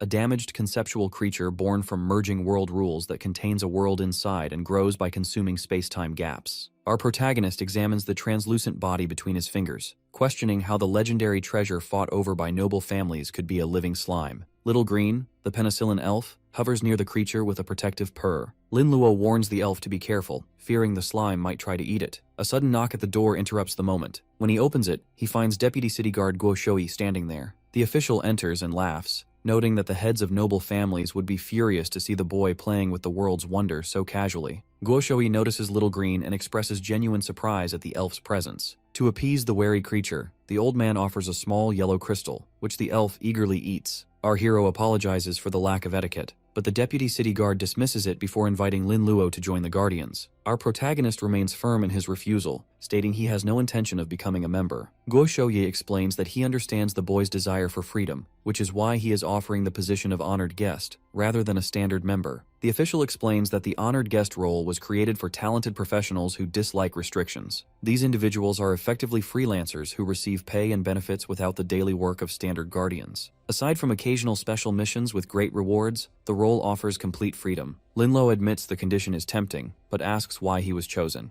Guo Shouyi stands tall and explains that he is betting on the boy's future potential. He adds that as an honored guest, our boy can even command other guardians below the Gold Realm. As this is the greatest sincerity the official can offer, he prepares to give up if the boy still refuses. Lin Luo finally agrees to join. Guo Shouyi presents an ornate token and a badge to officially mark the appointment. The token allows the holder to mobilize all guardians in Binhai City below the Gold Realm, while the badge contains a hibernation barrier space for pets. Since Lin Luo lacks a dedicated pet space, he finds the gift extremely thoughtful. He then asks for clarification on what the world's wonder actually does. The deputy city guard sits and explains that even a genius will take a long time to use it, as its primary function is to help epic professionals enter the legendary realm and assist legendary beings in reaching the mythical realm. Our protagonist is shocked to realize he holds an item intended for the strongest beings at the top of humanity. He questions why such an important item was given as an exam reward. Guo Shouyi explains that he and other epic masters snatched the artifact from deep-sea aliens. As the item was damaged and lost its power during the battle, the families decided to let their children compete for it to avoid a direct conflict between the masters. The official laughs, imagining the frustration of the top families who expected to win but lost to our boy.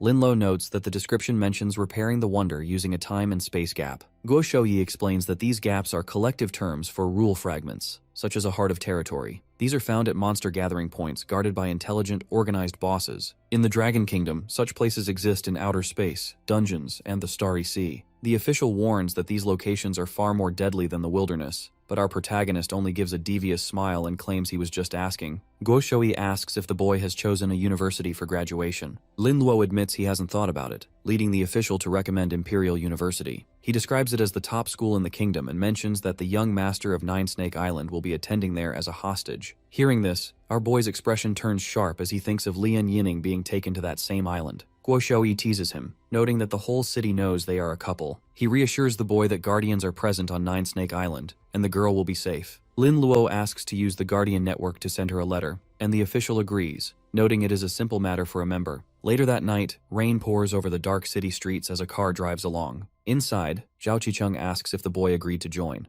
Guo Shouyi stares out the window and confirms the agreement. He thinks back to the strange creature beside the boy, wondering if it was an elemental elf. He is intrigued by the fact that it eats elemental crystals despite not being a standard elemental. The official continues to stare into the night, noting that the kid possesses many secrets. Binhai City has fully embraced Lin Luo's fame, with skyscrapers draped in advertisements for everything from his signature priest coats to branded shampoo. As our hero strolls through the city, he jokingly considers charging for copyright fees, but his leisure is cut short when a crowd spots him. Because of his status as a local legend, a frantic mob immediately surrounds him to snap photos and document the celebrity sighting. The situation quickly turns chaotic as fans and fellow professionals swarm him with bizarre requests. One priest asks how to replicate the sex change skill used on Dongfang He, while others beg for autographs or a lesson in the diarrhea technique to cure their own ailments. The pressure intensifies when 3 female fans push to the front, with one girl aggressively offering to show him a tattoo on her belly button to prove her devotion. Another fan asks for medical advice regarding breast enhancement, which leaves our protagonist sweating in total panic at the sheer nonsense of the rumors. To escape the suffocating attention, he activates his adrenaline rush skill and sprints away, eventually finding a quiet back alley to catch his breath. He reflects on how exhausting fame has become and realizes he cannot even go shopping for supplies without being harassed. While resting in the alley, he examines his Scarlet Fury staff and notes that as a level 40 professional in his second transformation, his current weapon is now a novice-tier drag on his power. Since high-level gear is rarely found online, he was hoping to browse the local shops, but the plan has backfired. His solitude is interrupted when a group of male fans discovers his hiding spot and rushes toward him, shouting loyalty and making inappropriate jokes about his ability to enhance their physical attributes. Luckily, Murong Xuehen appears at the entrance of the alley with her elderly manager, Uncle Liu. She silences the rowdy group with a stern warning about respecting boundaries. By claiming that Lin Luo is currently on a date with her, she intimidates the fans into fleeing, as no one is brave enough to challenge the authority of the Murong family. Once the crowd disperses, Lin Luo expresses his gratitude for the rescue. Murong Xuehen casually brushes off the favor and asks why he is wandering the city alone. After he explains his need for an equipment upgrade, she recommends a high-end showroom owned by her family. They enter the top professional shop in the city,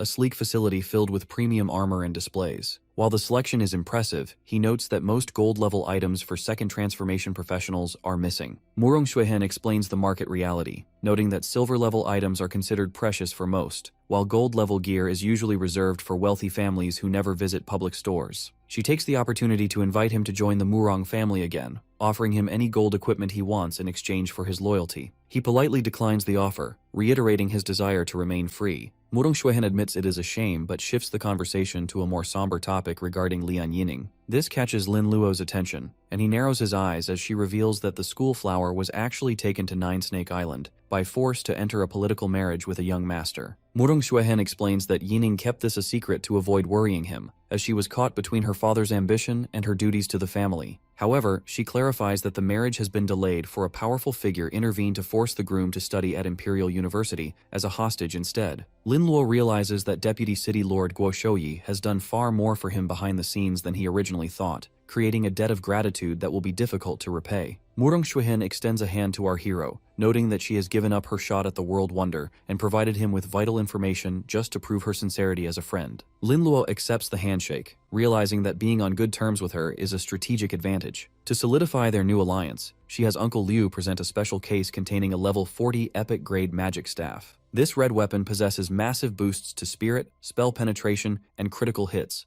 along with advanced skills for corpse control and mental clarity. Lin Luo is stunned by the quality of the gift, especially when Murong Xuehen admits she took it from her family's private treasury specifically for him. He agrees to purchase the staff for a friendly price of 800,000 gold coins, using his accumulated materials and money to cover the cost. With his inventory fully stocked with new equipment and consumables, Lin Luo prepares for the next stage of his journey. He travels to a fortress-like facility in the Black Steel Mountains to bid farewell to the city. Dressed in a new combat outfit, he mounts his red dragon, Crimson, and looks toward the horizon with a determined expression. As he needs to repair the world wonder as quickly as possible, he knows he must locate a heart of the territory, which can only be found in the most dangerous regions. He points toward the distance and commands Crimson to take flight, officially leaving the region behind to hunt for rule fragments in the untamed wilderness.